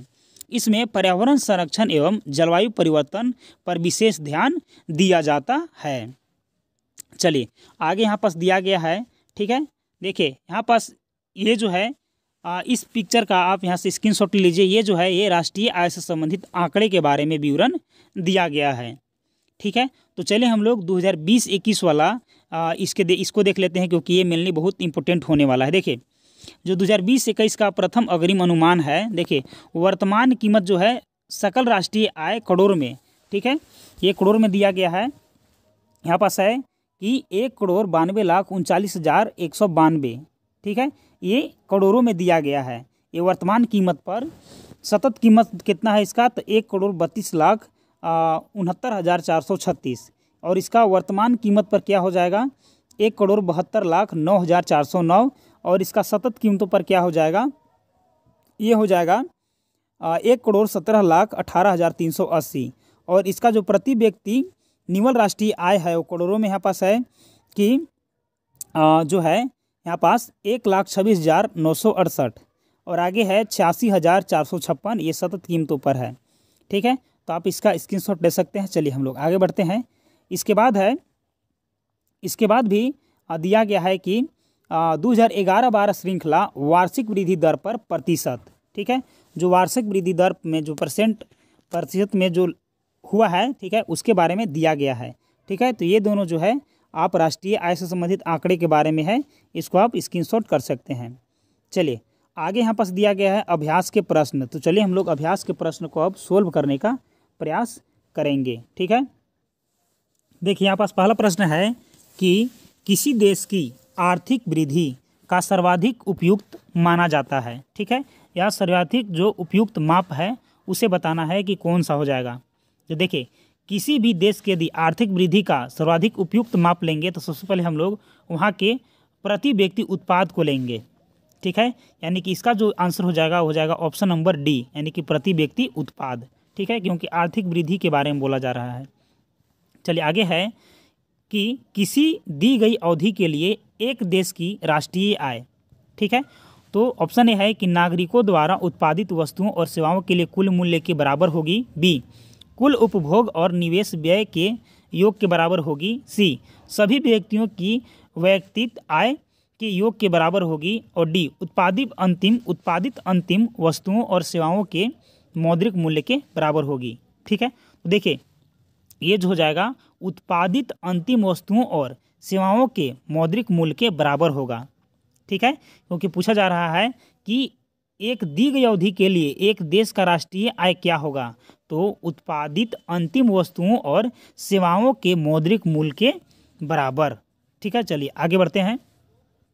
तीसरा नंबर का प्रश्न है कि निम्न में से कौन सा एक आर्थिक वृद्धि का परिचायक है, बताना है कि आर्थिक वृद्धि का परिचायक है। ऑप्शन ए है कि वर्ष के दौरान स्थिर कीमतों पर राष्ट्रीय आय में वृद्धि, बी है वास्तविक प्रति व्यक्ति आय की सुस्थिर वृद्धि, और सी है कि किसी अवधि में चालू कीमतों पर राष्ट्रीय आय में वृद्धि, डी है कि जनसंख्या में वृद्धि के साथ राष्ट्रीय आय में वृद्धि। तो देखिए यहाँ पर पूछा जा रहा है कि कौन सा एक आर्थिक वृद्धि का परिचायक है, तो देखिए इसका जो करेक्ट आंसर हो जाएगा वो हो जाएगा वास्तविक प्रति व्यक्ति आय की सुस्थिर वृद्धि, ठीक है, यानी कि सुस्थिर के साथ वो वृद्धि होता रहे, यानी कि ऑप्शन नंबर बी इसका सही हो जाएगा। चलिए आगे इसके बाद कि भारत में राष्ट्रीय आय की गणना निम्नलिखित में से किसके द्वारा की जाती है, ठीक है। तो हम लोग पढ़े थे कि भारत में राष्ट्रीय आय की गणना केंद्रीय सांख्यिकी कार्यालय के द्वारा वर्तमान में की जाती है। ऑप्शन नंबर सी इसका करेक्ट आंसर हो जाएगा। क्वेश्चन नंबर 5 है कि भारत में सर्वप्रथम राष्ट्रीय आय का आकलन किसने किया था, तो देखिए भारत में सर्वप्रथम राष्ट्रीय आय का आकलन दादा भाई नौरोजी जी ने किया था। चलिए आगे बढ़ते हैं। इसके बाद 6 नंबर का प्रश्न है कि 1949 में भारत सरकार द्वारा नियुक्त राष्ट्रीय आय समिति का अध्यक्ष निम्नलिखित में से कौन थे, तो 1949 में जो राष्ट्रीय आय समिति का अध्यक्ष बनाया गया था वो जो है किनको बनाया गया था, तो पीसी महालनोबिस को बनाया गया था, PC Mahalanobis, option number B. चलिए आगे यहाँ से 7 नंबर का कि भारत का आर्थिक सर्वेक्षण प्रत्येक वर्ष सरकारी तौर पर प्रकाशित किया जाता है। ठीक है, तो भारत सरकार के वित्त मंत्रालय द्वारा ये जो है प्रकाशित किया जाता है। 8 नंबर का क्वेश्चन है कि सैद्धांतिक रूप से यदि आर्थिक विकास की कल्पना की जाती है तो इनमें से किस एक को साधारणतः ध्यान में नहीं रखा जा सकता है। ठीक है, तो देखिए इसका जो करेक्ट आंसर हो जाएगा वो हो जाएगा विश्व बैंक से वित्तीय सहायता में वृद्धि, इसको जो है ध्यान में नहीं रखा जाता है। चलिए आगे बढ़ते हैं। आगे है 9 नंबर का कि पद राष्ट्रीय आय निरूपित करता है। ठीक है, जो राष्ट्रीय आय है वो किसको निरूपित करता है। ऑप्शन ए है कि बाजार कीमतों पर सकल राष्ट्रीय उत्पाद मूल्यह्रास घटाकर, बाजार कीमतों पर सकल राष्ट्रीय उत्पाद मूल्यह्रास घटाकर, विदेशों से प्राप्त निवल कारक आय जोड़कर, बाजार कीमतों पर सकल राष्ट्रीय उत्पाद मूल्यह्रास और अप्रत्यक्ष कर को घटाकर और सब्सिडी को जोड़कर, और आगे है कि बाजार कीमतों पर सकल राष्ट्रीय उत्पाद विदेश से प्राप्त निवल कारक आय को घटाकर। तो देखिए इसका जो करेक्ट आंसर हो जाएगा वो हो जाएगा ऑप्शन नंबर सी, यानी कि बाजार कीमतों पर सकल राष्ट्रीय उत्पाद मूल्यह्रास और अप्रत्यक्ष करों को घटाकर प्लस सब्सिडी को जोड़कर। ठीक है, ये हो जाएगा राष्ट्रीय आय। चलिए आगे बढ़ते हैं। आगे है क्वेश्चन नंबर 10 कि किसी देश में जीवन स्तर प्रतिबिंब, ठीक है, प्रतिबिंबित होता है। तो किसी भी देश के जीवन स्तर जो प्रतिबिंबित होता है वो प्रति व्यक्ति आय से प्रतिबिंबित होता है। ऑप्शन नंबर बी इसका हो जाएगा करेक्ट। आगे बढ़ते हैं। चलिए आगे दिया गया है 11 नंबर का प्रश्न कि भारतीय अर्थव्यवस्था के संदर्भ में निम्नलिखित कथनों पर विचार कीजिए। ऑप्शन ए है यहाँ पास कि पिछले दशक में वास्तविक सकल घरेलू उत्पाद की वृद्धि दर लगातार बढ़ती रही है। दूसरा है कि पिछले दशक में बाजार कीमतों पर सकल घरेलू उत्पाद लगातार बढ़ रहा है। ठीक है, तो इसका आंसर बताना है कि कौन सा, केवल एक सही है कि केवल दो सही, केवल एक और दो दोनों सही है, कि ना तो एक और ना ही दो सही है। ठीक है, तो देखिए केवल दो ऑप्शन जो है, यानी कि पिछले दशक में बाजार कीमतों पर सकल घरेलू उत्पाद लगातार बढ़ रहा है, ऑप्शन नंबर बी जो है ये सही है। चलिए आगे बढ़ते हैं। आगे है इसके बाद कि निम्नलिखित में से कौन से मुख्य कारणों से भारत में प्रति व्यक्ति आय वृद्धि दर धीमी है। ऑप्शन ए है, मतलब यहाँ पास दिया गया है कथन ए कि उच्च पूंजी उत्पाद अनुपात, दूसरा कथन है कि जनसंख्या वृद्धि की ऊंची दर, तीसरा है पूंजी निर्माण की ऊंची दर, चौथा है वित्तीय घाटे का ऊंचा स्तर। ऑप्शन ए है 1 2 3 4 सब 2 3 4, और सी है 1 और 4, और डी है 1 और 2। तो देखिए इसका जो करेक्ट आंसर हो जाएगा वो हो जाएगा ऑप्शन नंबर डी, यानी कि उच्च पूंजी उत्पाद अनुपात और जनसंख्या वृद्धि की उच्च दर। ठीक है, चलिए आगे बढ़ते हैं 13 नंबर के प्रश्न की ओर। तो 13 नंबर का जो प्रश्न है वो है कि 1867 से 68 में भारत में प्रति व्यक्ति आय 20 रुपये थी। यह सर्वप्रथम अभिनिश्चित किया गया। ठीक है, तो ये जो सर्वप्रथम अभिनिश्चित किया गया था ये दादा भाई नौरोजी के द्वारा किया गया था, 20 रुपये का अनुमान लगाया गया था। चलिए आगे है 14 नंबर का क्वेश्चन कि भारत में बचत और पूंजी निर्माण की ऊंची दर होते हुए भी समृद्धि दर कम होने का कारण बताना है। तो देखिए जो समृद्धि दर कम होने का कारण है कि ऊंची पूंजी उत्पाद अनुपात। ठीक है, ऊंची पूंजी का उत्पाद अनुपात। ठीक है, चलिए आगे बढ़ते हैं। आगे है इसके बाद 15 नंबर का क्वेश्चन। देखिए 15 नंबर का क्वेश्चन है कि भारत में हाल में राष्ट्रीय आय की माप में क्या बड़ा परिवर्तन किया गया। तो देखिए राष्ट्रीय आय की माप में क्या परिवर्तन किया गया था कि आधार वर्ष व गणना विधि दोनों में बदलाव किया गया था। ऑप्शन नंबर ए जो है इसका करेक्ट हो गया। आगे है 16 नंबर का कि यदि एक दी हुई समयावधि में कीमतों और मौद्रिक आय दोनों दुगनी हो जाती है तो वास्तविक आय है, तो वास्तविक आय जो होगा वो अपवर्तित रहेगा। ठीक है, उसको समयावधि और कीमतों और मौद्रिक आय बढ़ने के कारण नहीं देखा जाएगा, ये अपवर्तित रहेगा। चलिए आगे है आखिरी प्रश्न 17 नंबर का कि वर्तमान मूल्यों पर प्रति व्यक्ति आय की वृद्धि दर स्थिर मूल्यों पर प्रति व्यक्ति आय की वृद्धि दर से अपेक्षाकृत अधिक है, क्योंकि स्थिर मूल्यों पर प्रति व्यक्ति आय की वृद्धि दर में ध्यान रखा जाता है। तो ऑप्शन नंबर ए है जनसंख्या वृद्धि दर, का, दूसरा है मूल्य स्तर की वृद्धि दर का, तीसरा है मुद्रास्फीति की वृद्धि दर का, चौथा है वेतन दर में वृद्धि दर का। तो इसका करेक्ट आंसर हो जाएगा मुद्रास्फीति की वृद्धि दर का। ठीक है, तो दोस्तों हम लोग आज क्या कर लिए, हम लोग आज जो इकोनॉमी था, इकोनॉमी के दूसरे अध्याय के बारे में कंप्लीट रूप से रिवीजन कर लिए, जिस चैप्टर का नाम था राष्ट्रीय आय। तो चलिए मिलते हैं इकोनॉमी के अगले सेशन के साथ, तब तक के लिए धन्यवाद।